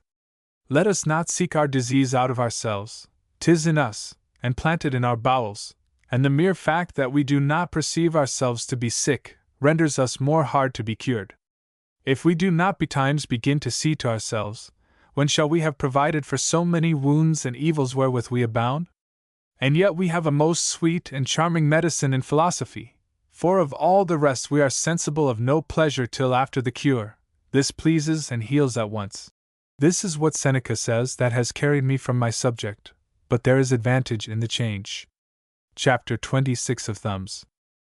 Tacitus reports that amongst certain barbarian kings their manner was, when they would make a firm obligation, to join their right hands close to one another, and intertwist their thumbs, and when, by force of straining the blood, it appeared in the ends, they lightly pricked them with some sharp instrument, and mutually sucked them. Physicians say that the thumbs are the master fingers of the hand, and that their Latin etymology is derived from polera. The Greeks called them avtixip, as who should say, another hand. And it seems that the Latins also sometimes take it in this sense for the whole hand. Sed enici vocibus excitata blandis, mali polici enici rogata, surgit. Neither to be excited by soft words or by the thumb. Mart. 12. 98-8. It was at Rome a signification of favor to depress and turn in the thumbs. Foda atroque tuum laudabit pollice ludum. Thy patron will applaud thy sport with both thumbs. Horace. And of disfavor to elevate and thrust them outward. Converso pollice fulgi, quum libet occident populariter. The populace, with inverted thumbs, kill all that come before them. Juvenal. 3. 36. The Romans exempted from war all such as were maimed in the thumbs, as having no more sufficient strength to hold their weapons. Augustus confiscated the estate of a Roman knight who had maliciously cut off the thumbs of 2 young children he had, to excuse them from going into the armies, and before him, the Senate, in the time of the Italic War, had condemned Caius Vatinus to perpetual imprisonment, and confiscated all his goods, for having purposely cut off the thumb of his left hand, to exempt himself from that expedition. Someone, I have forgotten who, having won a naval battle, cut off the thumbs of all his vanquished enemies, to render them incapable of fighting and of handling the oar. The Athenians also caused the thumbs of the Aeginetans to be cut off, to deprive them of the superiority in the art of navigation. In Lacedaemon, pedagogues chastised their scholars by biting their thumbs. Chapter 27 Cowardice, the mother of cruelty. I have often heard it said that cowardice is the mother of cruelty, and I have found by experience that malicious and inhuman animosity and fierceness are usually accompanied with feminine weakness. I have seen the most cruel people, and upon frivolous occasions, apt to cry. Alexander, the tyrant of fears, durst not be a spectator of tragedies in the theatre, for fear lest his citizens should see him weep at the misfortunes of Hecuba and Andromache, who himself without pity caused so many people every day to be murdered. Is it not meanness of spirit that renders them so pliable to all extremities? Valor, whose effect is only to be exercised against resistance. Enici nisi belantis gadet servis juvenci. Nor delights in killing a bull unless he resists. Claudius, Epi ad Hadrianum, v. 39. Stops when it sees the enemy at its mercy, but pusillanimity, to say that it was also in the game, not having dared to meddle in the first act of danger, takes as its part the second, of blood and massacre. The murders and victories are commonly performed by the rascality and hangers-on of an army, and that which causes so many unheard of cruelties in domestic wars is, that this canaille makes war in imbruing itself up to the elbows in blood, and ripping up a body that lies prostrate at its feet, having no sense of any other valor. Et lupus, et terps instant morientibus ursi, et quicunc minor nobilitate fera est. Wolves and the filthy bears, and all the baser beasts, fall upon the dying. Ovid Trist, 3. 5:35. Like cowardly dogs, that in the house worry and tear the skins of wild beasts, they durst not come near in the field. What is it in these times of ours that makes our quarrels mortal, and that, whereas our fathers had some degrees of revenge, we now begin with the last in ours, and at the first meeting nothing is to be said but kill? What is this but cowardice? Every one is sensible that there is more bravery and disdain in subduing an enemy, than in cutting his throat, and in making him yield, than in putting him to the sword. Besides that, the appetite of revenge is better satisfied and pleased because its only aim is to make itself felt, and this is the reason why we do not fall upon a beast or a stone when they hurt us, because they are not capable of being sensible of our revenge. And to kill a man is to save him from the injury and offense we intend him. And as Bias cried out to a wicked fellow, I know that sooner or later thou wilt have thy reward, but I am afraid I shall not see it. Plutarch, on the delay in divine justice, c. 2, and pitted the Orchomenians that the penitence of Lyciscus for the treason committed against them came at a season when there was no one remaining alive of those who had been interested in the offense, and whom the pleasure of this penitence should affect. So revenge is to be pitted, when the person on whom it is executed is deprived of means of suffering under it. For as the avenger will look on to enjoy the pleasure of his revenge, so the person on whom he takes revenge should be a spectator too, to be afflicted and to repent. He will repent it, we say, and because we have given him a pistol shot through the head, do we imagine he will repent? On the contrary, if we but observe, we shall find that he makes mouths at us in falling, and is so far from penitency, that he does not so much as repine at us, and we do him the kindest office of life, which is to make him die insensibly, and soon we are afterwards to hide ourselves, and to shift and fly from the officers of justice, who pursue us, whilst he is at rest. Killing is good to frustrate an offense to come, not to revenge one that is already past, and more an act of fear than of bravery, of precaution than of courage, of defense than of enterprise. It is manifest that by it we lose both the true end of revenge and the care of our reputation. We are afraid, if he lives he will do us another injury as great as the first. 'Tis not out of animosity to him, but care of thyself, that thou gettest rid of him. In the kingdom of Narsinga this expedient would be useless to us, where not only soldiers, but tradesmen also, end their differences by the sword. The king never denies the field to any who wish to fight, and when they are persons of quality, he looks on, rewarding the victor with a chain of gold, for which any one who pleases may fight with him again, so that, by having come off from one combat, he has engaged himself in many. If we thought by virtue to be always masters of our enemies, and to triumph over them at pleasure, we should be sorry they should escape from us as they do, by dying, but we have a mind to conquer, more with safety than honor, and, in our quarrel, more pursue the end than the glory. Asnius Pollio, who, as being a worthy man, was the less to be excused, committed a like error, when, having written a libel against Plancus, he forbore to publish it till he was dead, which is to bite one's thumb at a blind man, to rail at one who is deaf, to wound a man who has no feeling, rather than to run the hazard of his resentment. And it was also said of him that it was only for hobgoblins to wrestle with the dead. He who stays to see the author die, whose writings he intends to question, what does he say but that he is weak in his aggressiveness? It was told to Aristotle that someone had spoken ill of him. Let him do more, said he. Let him whip me too, provided I am not there. Our fathers contented themselves with revenging an insult with the lie with a box of the ear, and so forward. They were valiant enough not to fear their adversaries. Living and provoked we tremble for fear so soon as we see them on foot. And that this is so, does not our noble practice of these days, equally to prosecute to death both him that has offended us and him we have offended, make it out? 'Tis also a kind of cowardice that has introduced the custom of having seconds, thirds, and fourths in our duels. They were formerly duels. They are now skirmishes, rencontres, and battles. Solitude was, doubtless, terrible to those who were the first inventors of this practice. Quum in esse quic minimum fiducia esset. For naturally any company whatever is consolatory in danger. Third persons were formerly called in to prevent disorder and foul play only, and to be witness of the fortune of the combat. But now they have brought it to this pass that the witnesses themselves engage. Whoever is invited cannot handsomely stand by as an idle spectator, for fear of being suspected either of want of affection or of courage.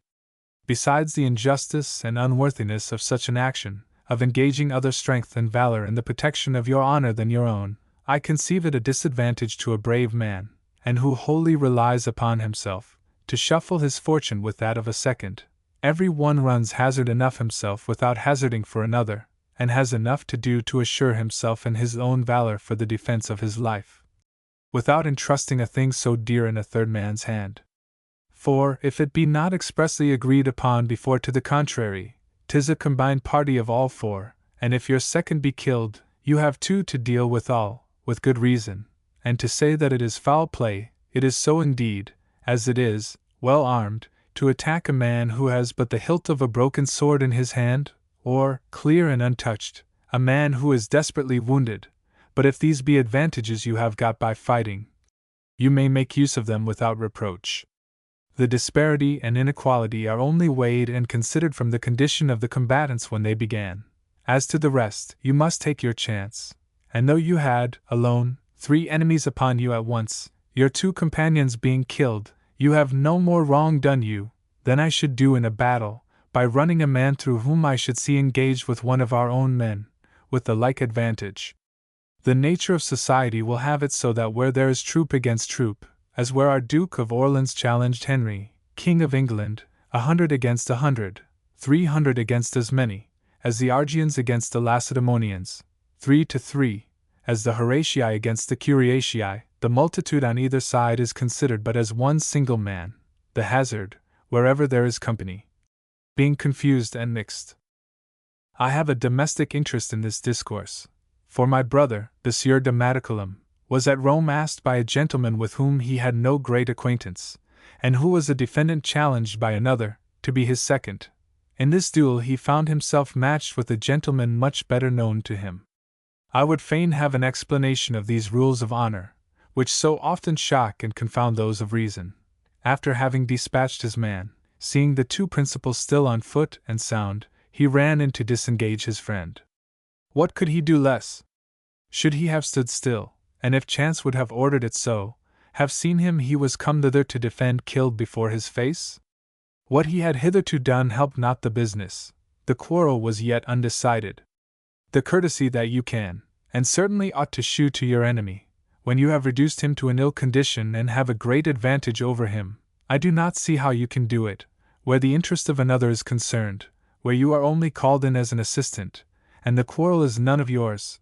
He could neither be just nor courteous, at the hazard of him he was there to serve. And he was therefore enlarged from the prisons of Italy at the speedy and solemn request of our king. Indiscreet nation! We are not content to make our vices and follies known to the world by report only, but we must go into foreign countries, there to show them what fools we are.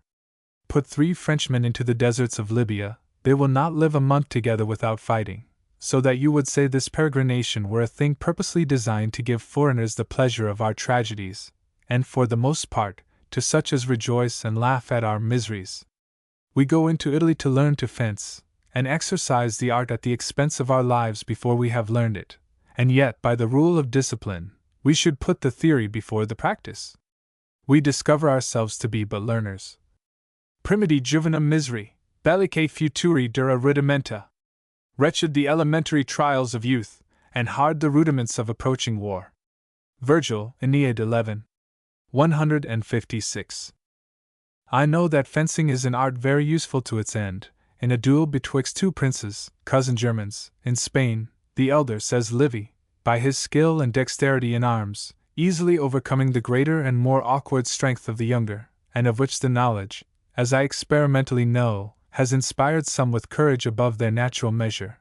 But this is not properly valor, because it supports itself upon address, and is founded upon something besides itself.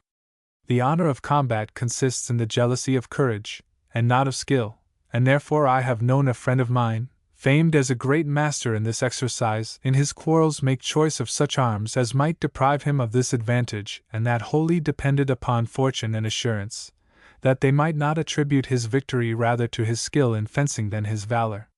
When I was young, gentlemen avoided the reputation of good fencers as injurious to them, and learned to fence with all imaginable privacy as a trade of subtlety, derogating from true and natural valor. Non shiver non parar, non riderarsi, vagli in coster, any could distrezza ha part, non dano I colpi or finti, or pini, or scarsi. Tagli elarea il furor luso de l'arte. Odi il spade or abilment utarsi a mezzo il ferro, Il pi diorma non part, semper il pi firmo, alla man semper in modo, any sen taglio in van, any punta a voto. They neither shrank, nor vantage sought of ground, they traversed not, nor skipped from part to part, their blows were either false, nor feigned found, in fight, their rage would let them use no art. Their swords together clash with dreadful sound, their feet stand fast, and neither stir nor start, they move their hands, steadfast their feet remain. Nor blown nor foin they strook, or thrust in vain. Tasso Juris. Lib. C. 12 St. 55, Fairfax's translation. Butts, tilting, and barriers, the feint of warlike fights, were the exercises of our forefathers. This other exercise is so much the less noble, as it only respects a private end, that teaches us to destroy one another against law and justice, and that every way always produces very ill effects. It is much more worthy and more becoming to exercise ourselves in things that strengthen than that weaken our government, and that tend to the public safety and common glory. The consul, Publius Rutilius, was the first who taught the soldiers to handle their arms with skill, and joined art with valor, not for the rise of private quarrel, but for war and the quarrels of the people of Rome, a popular and civil defense. And besides the example of Caesar, who commanded his men to shoot chiefly at the face of Pompey's soldiers in the battle of Pharsalia, 1,000 other commanders have also bethought them to invent new forms of weapons and new ways of striking and defending, according as occasion should require.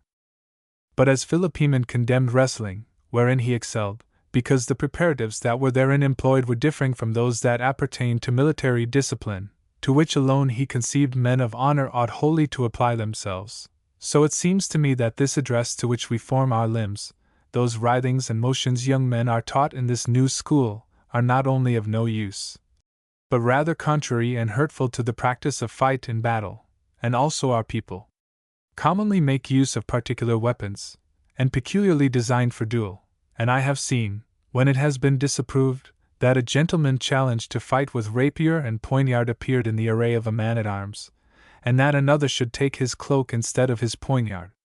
It is worthy of consideration that Laches in Plato, speaking of learning to fence after our manner, says that he never knew any great soldier come out of that school, especially the masters of it, and indeed, as to them, our experience tells as much.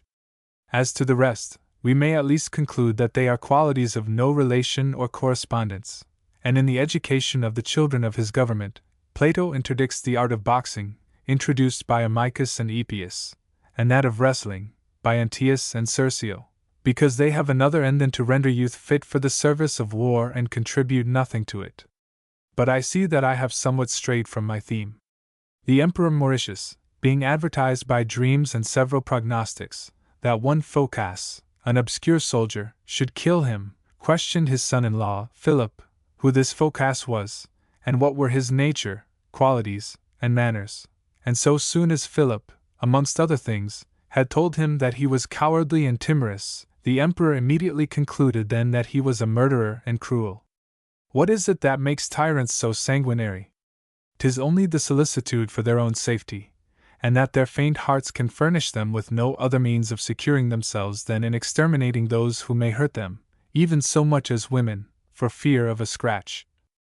Cuncta ferret, dum cuncta timer. He strikes at all who fears all. Claudius in Eutrop, I. 182.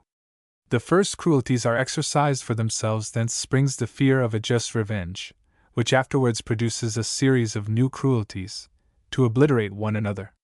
Philip, king of Macedon, who had so much to do with the people of Rome, agitated with the horror of so many murders committed by his order, and doubting of being able to keep himself secure from so many families, at divers times mortally injured and offended by him, resolved to seize all the children of those he had caused to be slain, to dispatch them daily one after another, and so to establish his own repose.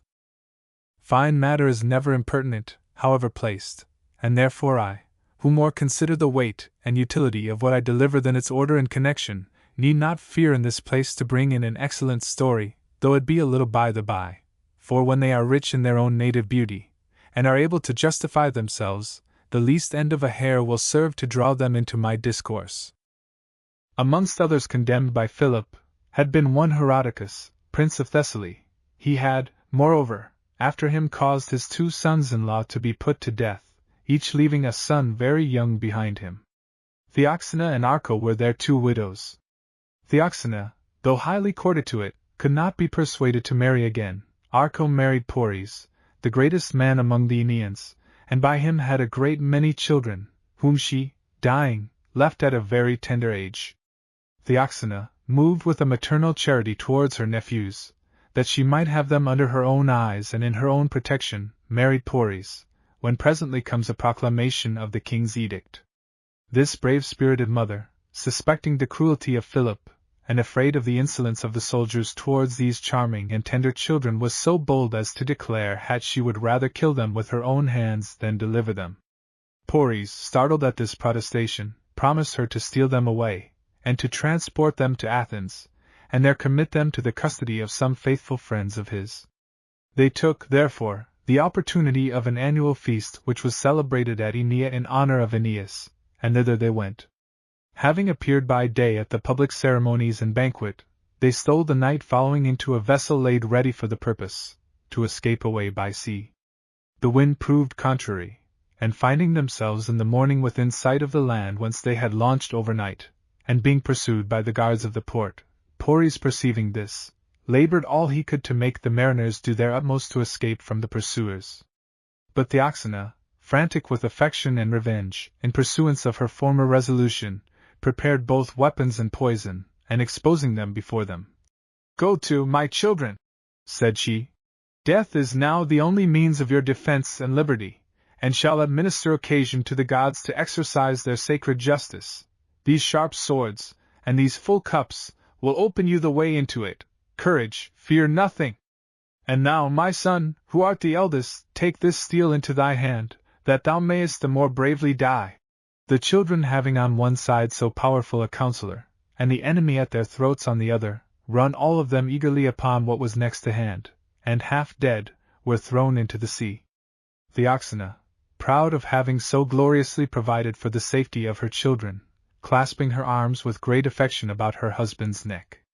"Let us, my friend," said she, "follow these boys, and enjoy the same sepulchre they do." And so, having embraced, they threw themselves headlong into the sea, so that the ship was carried back without the owners into the harbor. Tyrants, at once both to kill and to make their anger felt, have employed their capacity to invent the most lingering deaths. They will have their enemies dispatched, but not so fast that they may not have leisure to taste their vengeance. And therein they are mightily perplexed, for if the torments they inflict are violent, they are short; if long, they are not then so painful as they desire, and thus plague themselves in choice of the greatest cruelty. Of this we have 1,000 examples in antiquity, and I know not whether we, unawares, do not retain some traces of this barbarity. All that exceeds a simple death appears to me absolute cruelty. Our justice cannot expect that he, whom the fear of dying by being beheaded or hanged will not restrain, should be any more awed by the imagination of a languishing fire, pincers, or the wheel. And I know not, in the meantime, whether we do not throw them into despair, for in what condition can be the soul of a man, expecting 24 hours together to be broken upon a wheel, or after the old way, nailed to a cross? Josephus relates that in the time of the war the Romans made in Judea, happening to pass by where they had 3 days before crucified certain Jews, he amongst them knew 3 of his own friends, and obtained the favor of having them taken down, of whom 2, he says, died, the 3rd lived a great while after. Chalcondylas, a writer of good credit, in the records he has left behind him of things that happened in his time, and near him, tells us, as of the most excessive torment, of that the Emperor Muhammad very often practiced, of cutting off men in the middle by the diaphragm with one blow of a scimitar, whence it followed that they died as it were 2 deaths at once, and both the one part, says he, and the other, were seen to stir and strive a great while after in very great torment. I do not think there was any great suffering in this motion. The torments that are the most dreadful to look on are not always the greatest to endure, and I find those that other historians relate to have been practiced by him upon the upper outlords, are more horrid and cruel, where they were condemned to be flayed alive piecemeal, after so malicious a manner that they continued 15 days in that misery. And these other two, Croesus, having caused a gentleman, the favorite of his brother Pantaleon, to be seized, carried him into a fuller's shop, where he caused him to be scratched and carded with the cards and combs belonging to that trade, till he died. George Sechel, chief commander of the peasants of Poland, who committed so many mischiefs under the title of the Crusade, being defeated in battle and taken Bu the Voivode of Transylvania, was 3 days bound naked upon the rack, exposed to all sorts of torments that any one could contrive against him, during which time many other prisoners were kept fasting, in the end, he living and looking on. They made his beloved brother look it, for whom alone he entreated, taking on himself the blame of all their evil actions, drink his blood, and caused 20 of his most favored captains to feed upon him, tearing his flesh in pieces with their teeth, and swallowing the morsels. The remainder of his body and his bowels, so soon as he was dead, were boiled, and others of his followers compelled to eat them. Chapter 28. All things have their season. Such as compare Cato the censor with the younger Cato, who killed himself, compare two beautiful natures, much resembling one another. The first acquired his reputation several ways, and excels in military exploits and the utility of his public employments.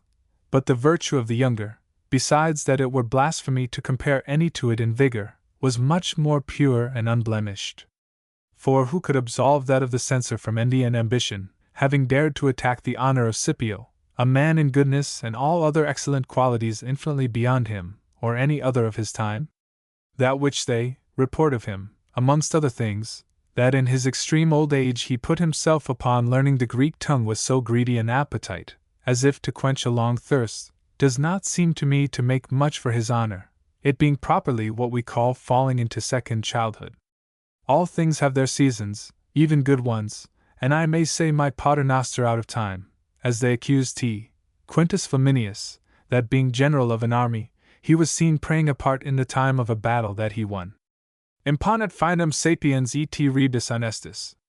The wise man limits even honest things. Juvenal, 6. 444. Eudemonidas, seeing Xenocrates when very old, still very intent upon his school lectures. When will this man be wise, said he, if he is yet learning? And Philopoemen, to those who extolled King Ptolemy for every day inuring his person to the exercise of arms. It is not, said he, commendable in a king of his age to exercise himself in these things, he ought now really to employ them. The young are to make their preparations, the old to enjoy them, say the sages, and the greatest vice they observe in us is that our desires incessantly grow young again. We are always re-beginning to live. Our studies and desires should sometime be sensible of age, yet we have one foot in the grave and still our appetites and pursuits spring every day anew within us. Tu secandum armora locus sub ipsum funis, et sepulchria memor, struis domos. You against the time of death have marble cut for use, and forgetful of the tomb, build houses. Horace, Od. 2. 18, 17. The longest of my designs is not of above a year's extent. I think of nothing now but ending, rid myself of all new hopes and enterprises, take my last leave of every place I depart from, and every day dispossess myself of what I have. Olim jam nec paret quicquam mihi, nec acquiritur. Plus superest viatis quam vai. Henceforward I will either lose, nor expect to get, I have more wherewith to defray my journey, than I have way to go. Or, hitherto nothing of me has been lost or gained, more remains to pay the way than there is way. Seneca, EP 77. The sense seems to be that so far he had met his expenses, but that for the future he was likely to have more than he required. Vixi ed, quem dederat cursum fortuna, peregi. I have lived and finished the career fortune placed before me. Aeneid 4. 653. 'Tis indeed the only comfort I find in my old age, that it mortifies in these several cares and desires wherewith my life has been disturbed, the care how the world goes, the care of riches, of grandeur, of knowledge, of health, of myself. There are men who are learning to speak at a time when they should learn to be silent forever. A man may always study, but he must not always go to school. What a contemptible thing is an old abecedarian. Seneca, EP 36. Diversos diversa juvent, non omnibus annus omnia convenient. Various things delight various men, all things are not for all ages. Gall, Eleg, I. 104. If we must study, let us study what is suitable to our present condition, that we may answer as he did, who being asked to what end he studied in his decrepit age. That I may go out better, said he, and at greater ease. Such a study was that of the younger Cato, feeling his end approach, and which he met with in Plato's discourse of the eternity of the soul, not, as we are to believe, that he was not long before furnished with all sorts of provision for such a departure, for of assurance, an established will and instruction, he had more than Plato had in all his writings. His knowledge and courage were in this respect above philosophy. He applied himself to this study, not for the service of his death, but, as a man whose sleeps were never disturbed in the importance of such a deliberation, he also, without choice or change, continued his studies with the other customary actions of his life. The night that he was denied the praetorship he spent in play, that wherein he was to die he spent in reading. The loss either of life or of office was all one to him. Chapter 29 of Virtue. I find by experience that there is a good deal to be said betwixt the flights and emotions of the soul or a resolute and constant habit, and very well perceive that there is nothing we may not do, nay, even to the surpassing the divinity itself, says a certain person, forasmuch as it is more to render a man's self impassible by his own study and industry, than to be so by his natural condition. And even to be able to conjoin to man's imbecility and frailty a godlike resolution and assurance. But it is by fits and starts, and in the lives of those heroes of times past there are sometimes miraculous impulses, and that seem infinitely to exceed our natural force. But they are indeed only impulses, and 'tis hard to believe that these so elevated qualities in a man can so thoroughly tinct and imbue the soul that they should become ordinary, and, as it were, natural in him. It accidentally happens even to us, who are but abortive births of men, sometimes to launch our souls, when roused by the discourses or examples of others, much beyond their ordinary stretch, but 'tis a kind of passion which pushes and agitates them, and in some sort ravishes them from themselves. But this perturbation once overcome, we see that they insensibly flag and slacken of themselves, if not to the lowest degree, at least so as to be no more the same, insomuch as that upon every trivial occasion, the losing of a bird, or the breaking of a glass, we suffer ourselves to be moved little less than one of the common people. I am of opinion that order, moderation, and constancy excepted, all things are to be done by a man that is very imperfect and defective in general. Therefore it is, say the sages, that to make a right judgment of a man, you are chiefly to pry into his common actions, and surprise him in his everyday habit.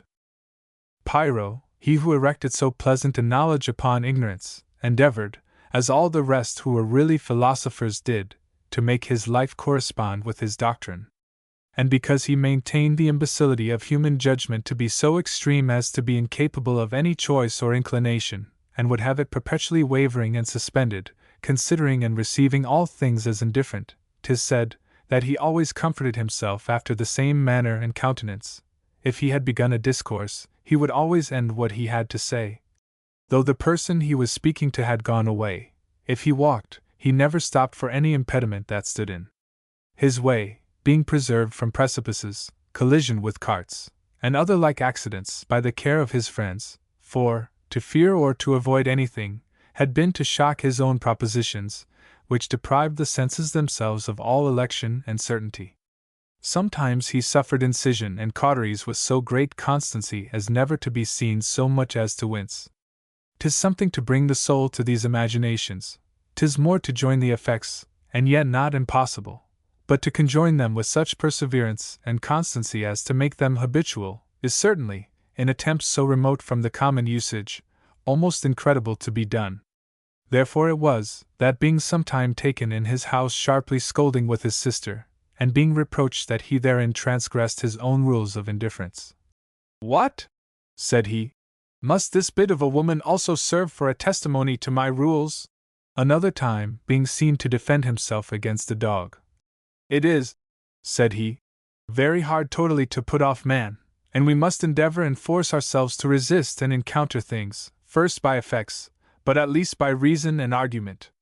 About 7 or 8 years since, a husbandman yet living, but 2 leagues from my house, having long been tormented with his wife's jealousy, coming one day home from his work, and she welcoming him with her accustomed railing, entered into so great fury that with the sickle he had yet in his hand, he totally cut off all those parts that she was jealous of and threw them in her face.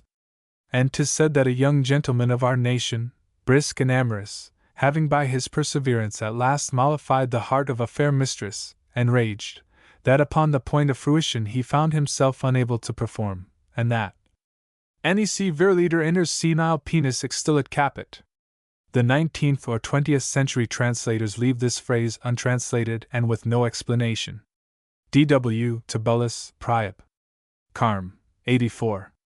As soon as ever he came home he deprived himself of the rebellious member, and sent it to his mistress, a cruel and bloody victim for the expiation of his offense. If this had been done upon mature consideration, and upon the account of religion, as the priests of Cybele did, what should we say of so high an action? A few days since, at Bergerac, 5 leagues from my house, up the river Dordogne, a woman having overnight been beaten and abused by her husband, a choleric ill-conditioned fellow, resolved to escape from his ill usage at the price of her life, and going so soon as she was up the next morning to visit her neighbors, as she was wont to do, and having let some words fall in recommendation of her affairs, she took a sister of hers by the hand, and led her to the bridge, whither being come, and, having taken leave of her, in jest as it were, without any manner of alteration in her countenance, she threw herself headlong from the top into the river, and was there drowned. That which is the most remarkable in this is, that this resolution was a whole night forming in her head. It is quite another thing with the Indian women, for it being the custom there for the men to have many wives, and the best beloved of them to kill herself at her husband's decease, every one of them makes it the business of her whole life to obtain this privilege and gain this advantage over her companions, and the good offices they do their husbands aim at no other recompense but to be preferred in accompanying him in death.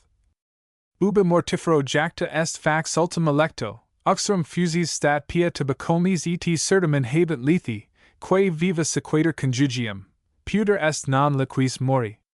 Ardent victrices, et flammi pectora praebant, imponunt sui ora perusta viris. For when they threw the torch on the funeral bed, the pious wives with hair dishevelled stand around striving, which, living, shall accompany her spouse, and are ashamed that they may not die. They who are preferred expose their breasts to the flame, and they lay their scorched lips on those of their husbands. Propertius 3. 13, 17. A certain author of our times reports that he has seen in those Oriental nations this custom in practice, that not only the wives bury themselves with their husbands, but even the slaves he has enjoyed also, which is done after this manner: the husband being dead, the widow may, if she will, but few will, demand 2 or 3 months' respite wherein to order her affairs. The day being come, she mounts on horseback, dressed as fine as at her wedding, and with a cheerful countenance says she is going to sleep with her spouse, holding a looking-glass in her left hand and an arrow in the other. Being thus conducted in pomp, accompanied with her kindred and friends and a great concourse of people in great joy, she is at last brought to the public place appointed for such spectacles.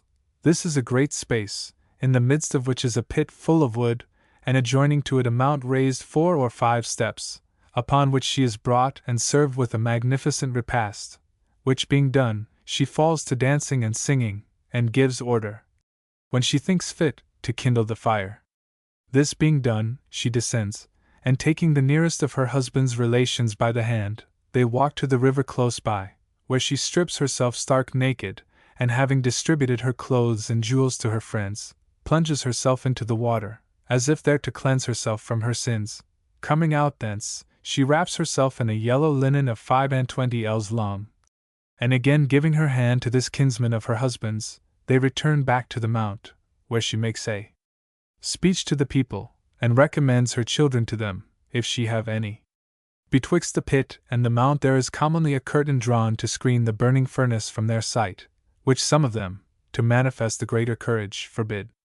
Having ended what she has to say, a woman presents her with a vessel of oil, wherewith to anoint her head and her whole body, which when done with she throws into the fire, and in an instant precipitates herself after.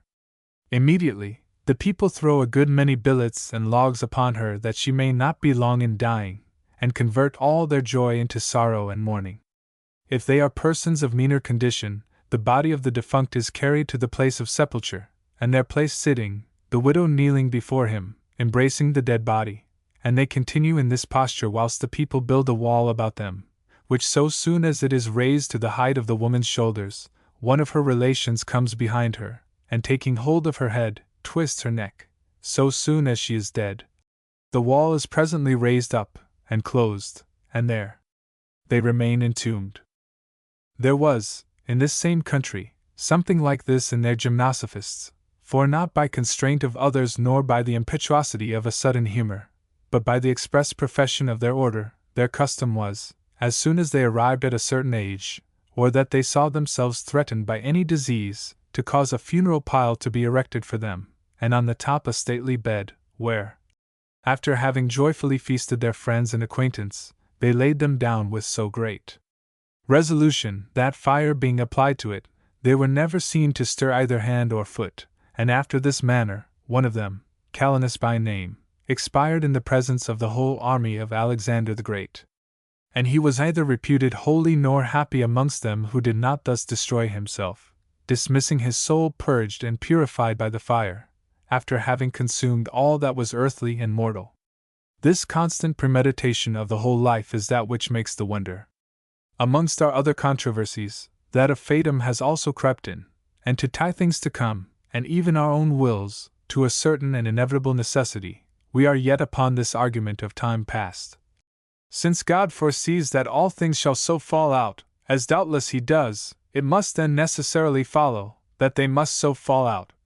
To which our masters reply, that the seeing anything come to pass, as we do, and as God himself also does, for all things being present with him, he rather sees than foresees, is not to compel an event, that is, we see because things do fall out, but things do not fall out because we see. Events cause knowledge, but knowledge does not cause events.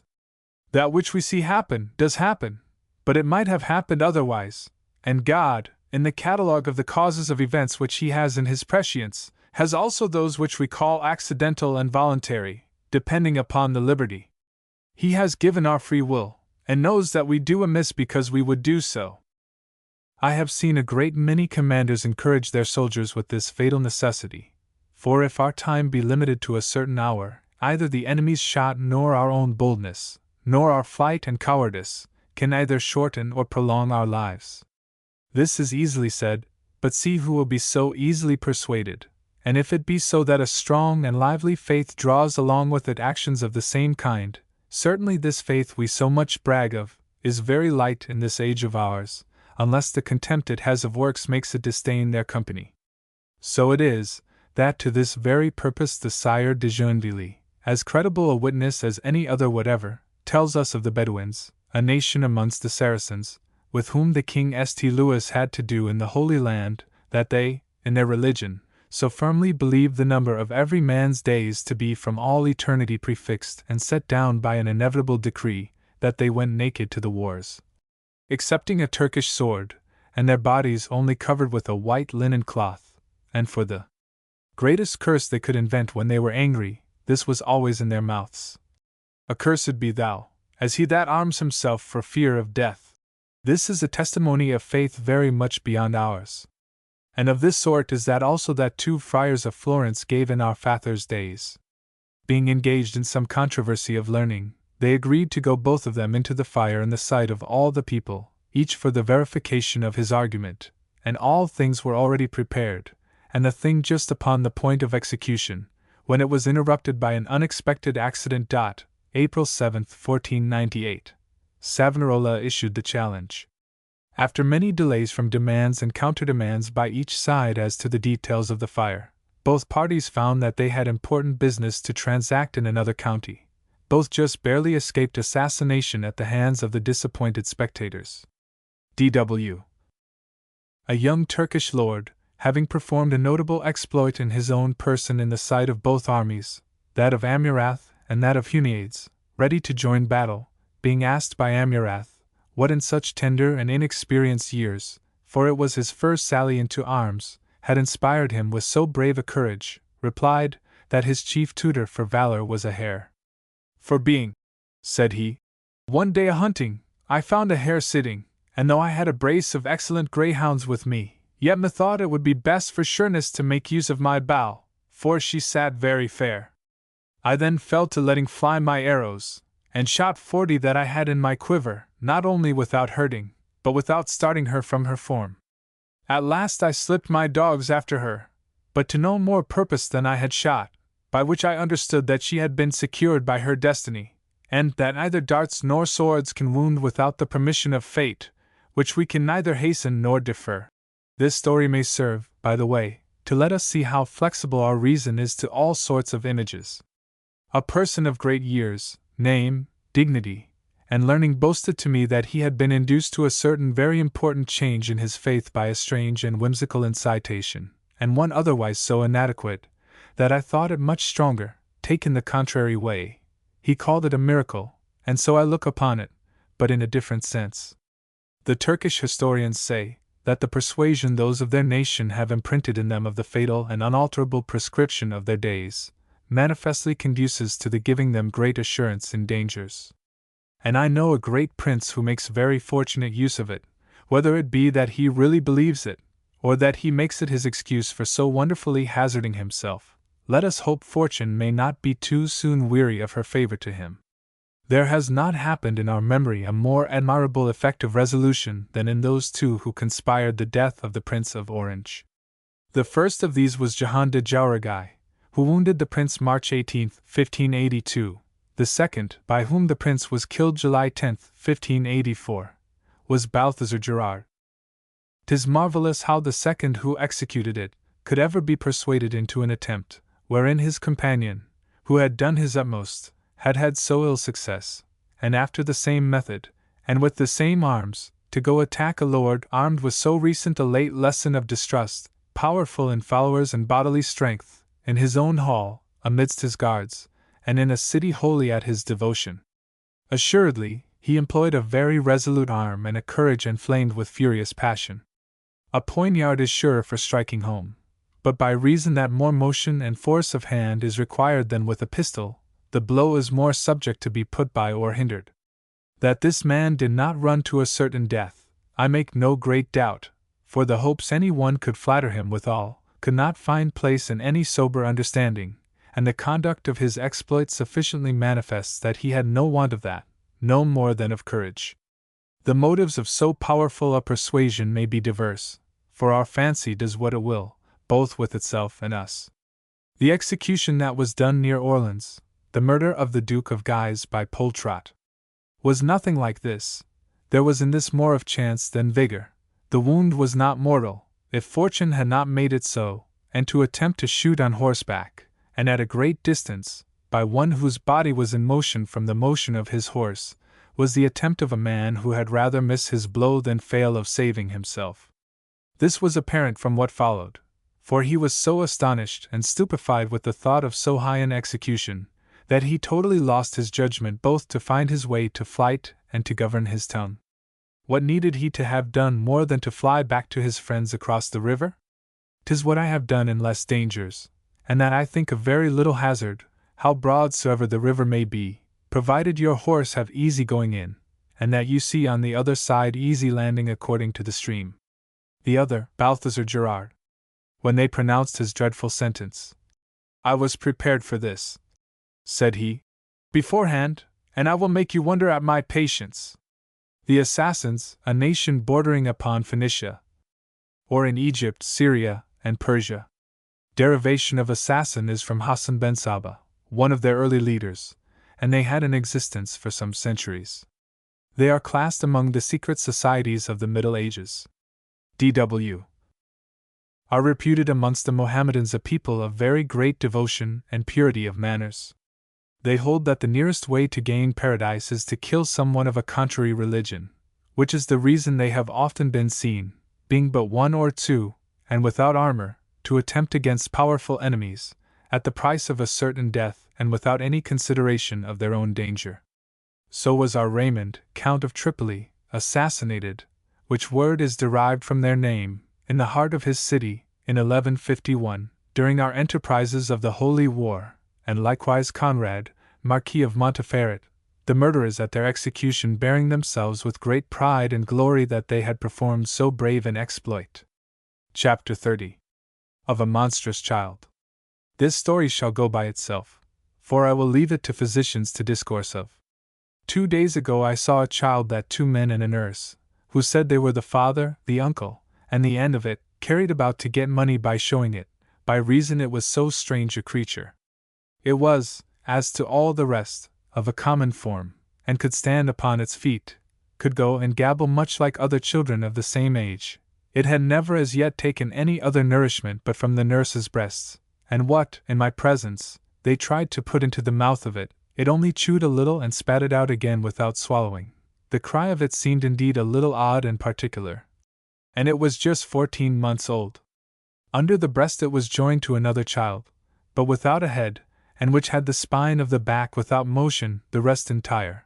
For though it had one arm shorter than the other, it had been broken by accident at their birth. They were joined breast to breast, and as if a lesser child sought to throw its arms about the neck of one something bigger. The juncture and thickness of the place where they were conjoined was not above 4 fingers, or thereabouts, so that if you thrust up the imperfect child you might see the navel of the other below it, and the joining was betwixt the paps and the navel. The navel of the imperfect child could not be seen, but all the rest of the belly, so that all that was not joined of the imperfect one, as arms, buttocks, thighs, and legs, hung dangling upon the other, and might reach to the mid-leg. The nurse, moreover, told us that it urined at both bodies, and that the members of the other were nourished, sensible, and in the same plight with that she gave suck to, excepting that they were shorter and less. This double body and several limbs relating to one head might be interpreted a favorable prognostic to the King, Henry III, of maintaining these various parts of our state under the union of his laws. But lest the event should prove otherwise, 'tis better to let it alone, for in things already past there needs no divination. Ut quum fax sunt, tum ad conjecturam alica interpretation revo center. So as when they are come to pass, they may then by some interpretation be recalled to conjecture. Cicero, De Divin, 2. 31. As 'tis said of Epimenides, that he always prophesied backward. I have just seen a herdsman in Medoc, of about 30 years of age, who has no sign of any genital parts. He has 3 holes by which he incessantly voids his water. He is bearded, has desire, and seeks contact with women. Those that we call monsters are not so to God, who sees in the immensity of his work the infinite forms that he has comprehended therein. And it is to be believed that this figure which astonishes us has relation to some other figure of the same kind unknown to man. From his all-wisdom nothing but good common and regular proceeds, but we do not discern the disposition and relation. Quod cribro vidit, non murator idiamsi, cur fiat nescit. Quod anti non vidit, id, si evenerit, ostentum esse senset. What he often sees he does not admire, though he be ignorant how it comes to pass. When a thing happens he never saw before, he thinks that it is a portent. Cicero, De Divin, 2. 22. Whatever falls out contrary to custom we say is contrary to nature, but nothing, whatever it be, is contrary to her. Let, therefore, this universal and natural reason expel the error and astonishment that novelty brings along with it. Chapter 31 of Anger. Plutarch is admirable throughout, but especially where he judges of human actions. What fine things does he say in the comparison of Lycurgus and Numa upon the subject of our great folly in abandoning children to the care and government of their fathers. The most of our civil governments, as Aristotle says, leave, after the manner of the Cyclopes, to every one the ordering of their wives and children, according to their own foolish and indiscreet fancy, and the Lacedaemonian and Cretan are almost the only governments that have committed the education of children to the laws. Who does not see that in a state all depends upon their nurture and bringing up? And yet they are left to the mercy of parents, let them be as foolish and ill-conditioned as they may, without any manner of discretion. Amongst other things, how often have I, as I have passed along our streets, had a good mind to get up a farce, to revenge the poor boys whom I have seen hided, knocked down, and miserably beaten by some father or mother, when in their fury and mad with rage? You shall see them come out with fire and fury sparkling in their eyes. Rabi jacur incendent, ferunter, precipits, ut saxa jugis abrupta, cabus mons subtrahider, clivic latus pendant recedit. They are headlong borne with burning fury as great stones torn from the mountains, by which the steep sides are left naked and bare. Juvenal, Saturday 6. 647. And according to Hippocrates, the most dangerous maladies are they that disfigure the countenance, with a roaring and terrible voice, very often against those that are but newly come from nurse, and there they are lamed and spoiled with blows, whilst our justice takes no cognizance of it, as if these maims and dislocations were not executed upon members of our commonwealth. Greatem est, quod patria, civum populoque dedisti, si facis, ut patrix sit idonius, utilis agris, utilis et bellorum et paces rebus agendis. It is well when to thy country and the people thou hast given a citizen, provided thou make fit for his country's service, useful to till the earth, useful in affairs of war and peace.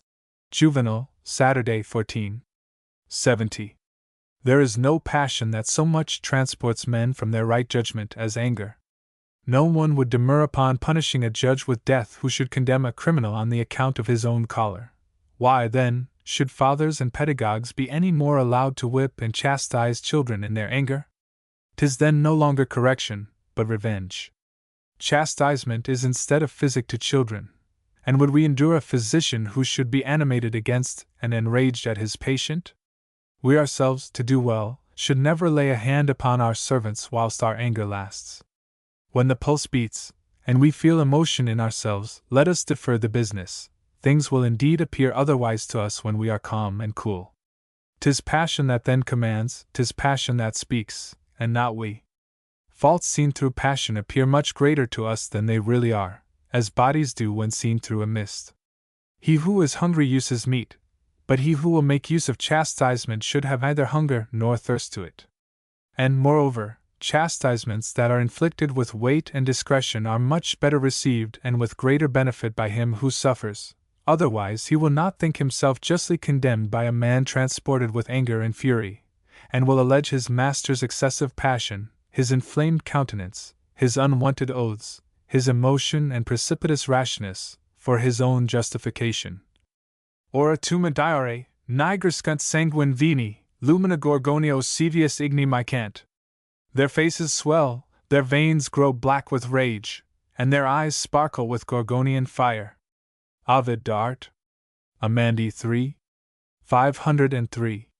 Suetonius reports that Caius Rabirius, having been condemned by Caesar, the thing that most prevailed upon the people, to whom he had appealed, to determine the cause in his favor, was the animosity and vehemence that Caesar had manifested in that sentence.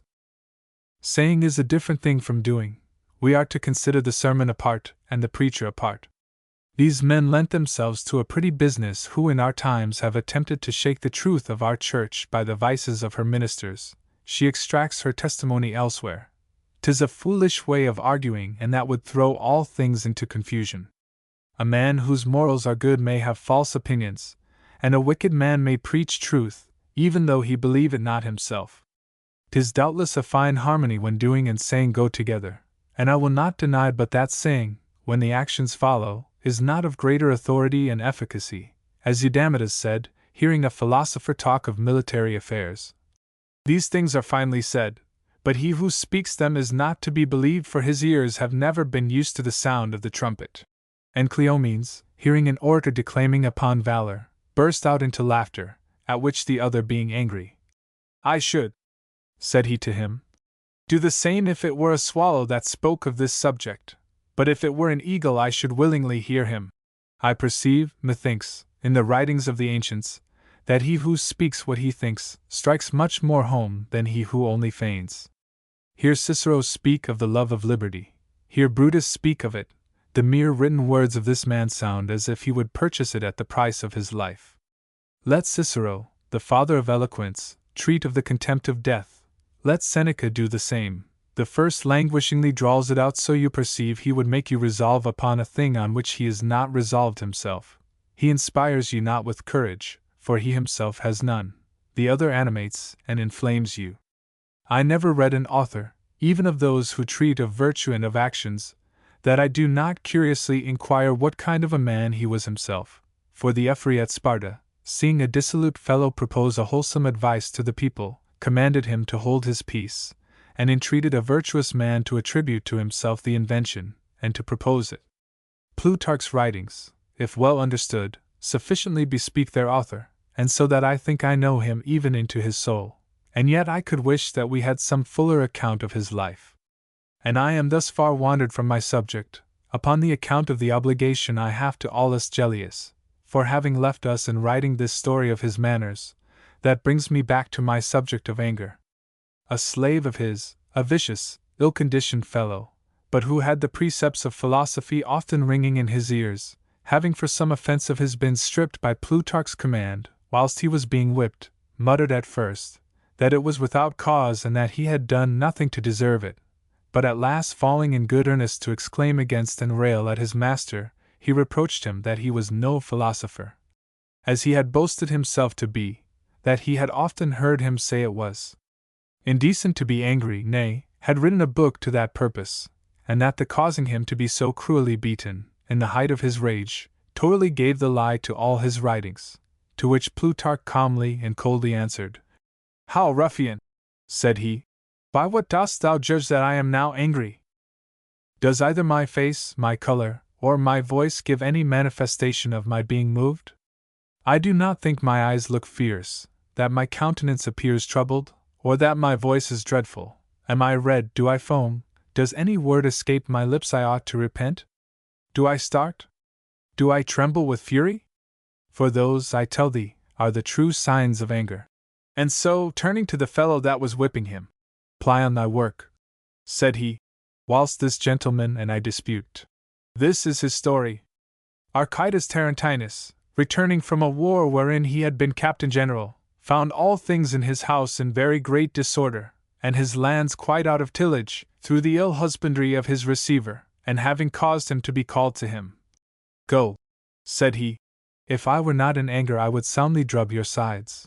Plato likewise, being highly offended with one of his slaves, gave Speusippus order to chastise him, excusing himself from doing it because he was in anger. And Charillus, a Lacedaemonian, to a Helot, who carried himself insolently towards him. "By the gods," said he, "if I was not angry, I would immediately cause thee to be put to death. 'Tis a passion that is pleased with and flatters itself. How often, being moved under a false cause, if the person offending makes a good defense and presents us with a just excuse, are we angry against truth and innocence itself? In proof of which, I remember a marvelous example of antiquity.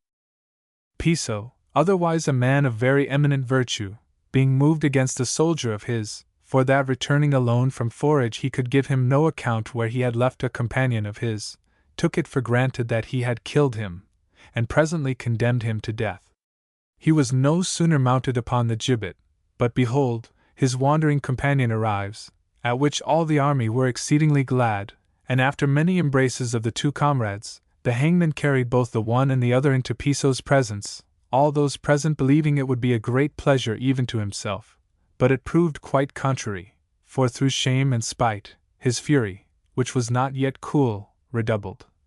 And by a subtlety which his passions suddenly suggested to him, he made 3 criminals for having found one innocent, and caused them all to be dispatched, the first soldier, because sentence had passed upon him, the second, who had lost his way, because he was the cause of his companion's death, and the hangman, for not having obeyed the order which had been given him. Such as have had to do with testy and obstinate women may have experimented into what a rage it puts them to oppose silence and coldness to their fury, and that a man disdains to nourish their anger. The orator Celsius was wonderfully choleric by nature, and to one who supped in his company, a man of a gentle and sweet conversation, and who, that he might not move him, approved and consented to all he said, he, impatient that his ill humor should thus spend itself without aliment. "For the love of the gods deny me something," said he. That we may be too. Women, in like manner, are only angry that others may be angry again, in imitation of the laws of love.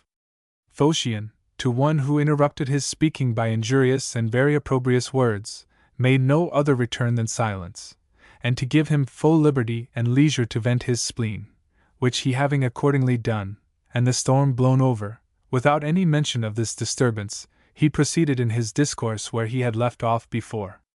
No answer can nettle a man like such a contempt. Of the most choleric man in France, anger is always an imperfection, but more excusable in a soldier, for in that trait it cannot sometimes be avoided. I often say that he is the most patient man that I know, and the most discreet in bridling his passions, which rise in him with so great violence and fury.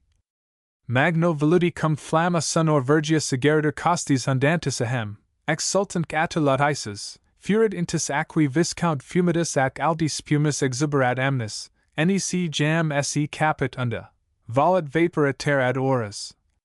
When with loud crackling noise, a fire of sticks is applied to the boiling cauldron side, by the heat and frisky bells the liquor dances, within the water rages, and high the smoky fluid in foam overflows.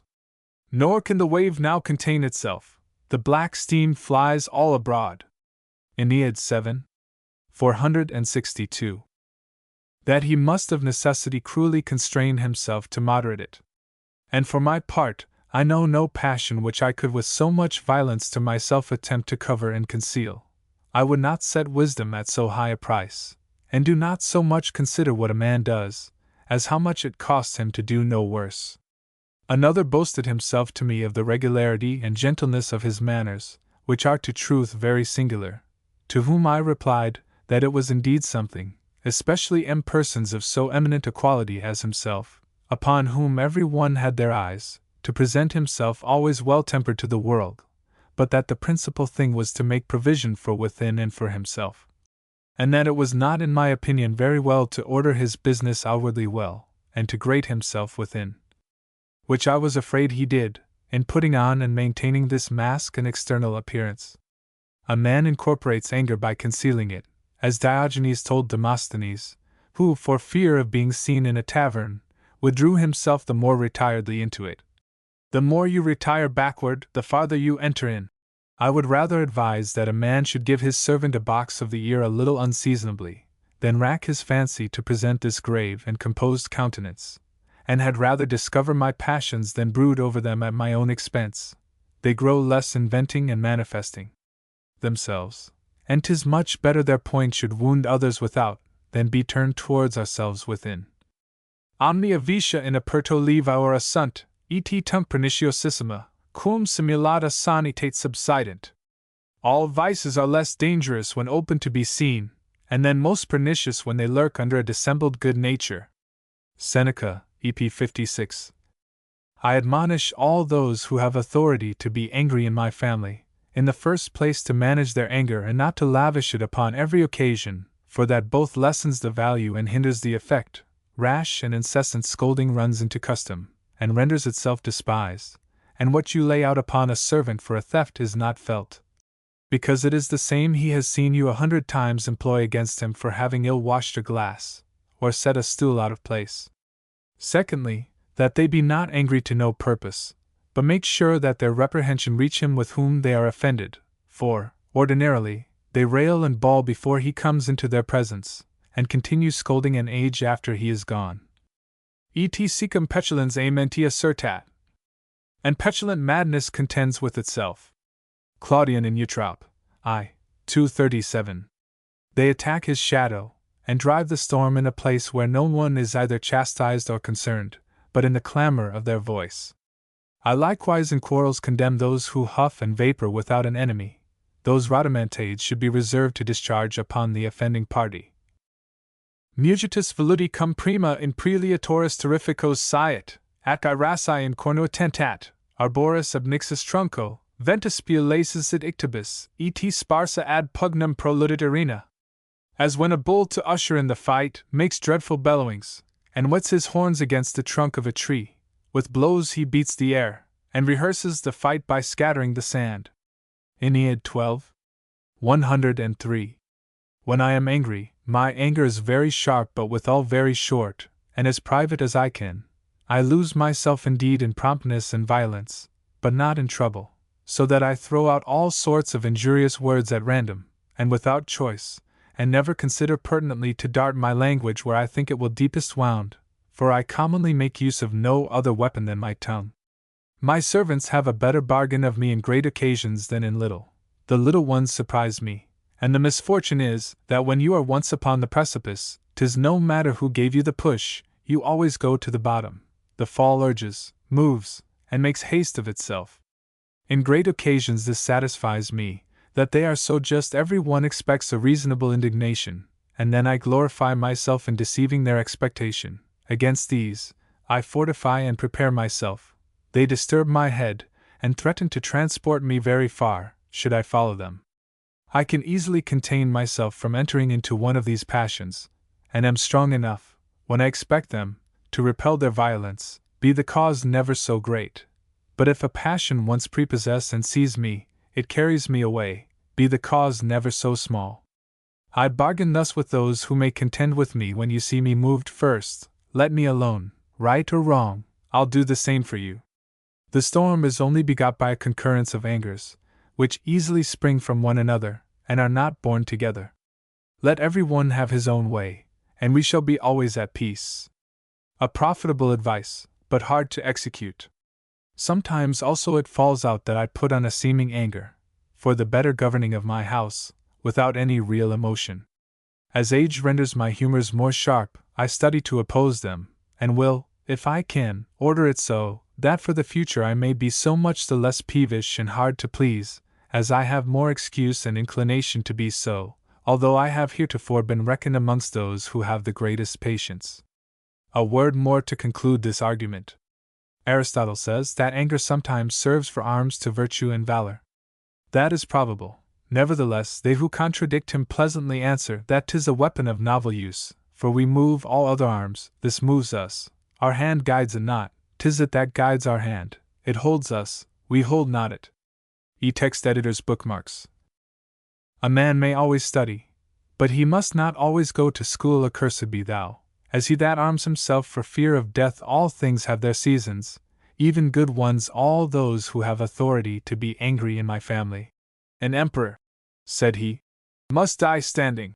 Ancient Romans kept their youth always standing at school, and we suffer the ills of a long peace. Be not angry to no purpose. Best virtue I have has in it some tincture of vice. By resenting the lie we acquit ourselves of the fault. By the gods, said he, if I was not angry I would execute you. Children are amused with toys and men with words. Consent and complacency in giving a man's self up to melancholy defend most the defects with which we are most tainted. Emperor Julian, surnamed the apostate, fortune sometimes seems to delight in taking us at our word. Greatest talkers, for the most part, do nothing to purpose, have more wherewith to defray my journey than I have weight to go. Hearing a philosopher talk of military affairs, how much it costs him to do no worse, I need not seek a fool from afar. I can laugh at myself. Idleness, the mother of corruption. If a passion once prepossess and seize me, it carries me away in sorrow. There is some mixture of pleasure. Killing is good to frustrate an offense to come. Not to revenge. Laws cannot subsist without mixture of injustice. Least end of a hair will serve to draw them into my discourse. Let us not seek our disease out of ourselves. 'Tis in us. Look on death not only without astonishment but without care. Melancholy, are there not some constitutions that feed upon it?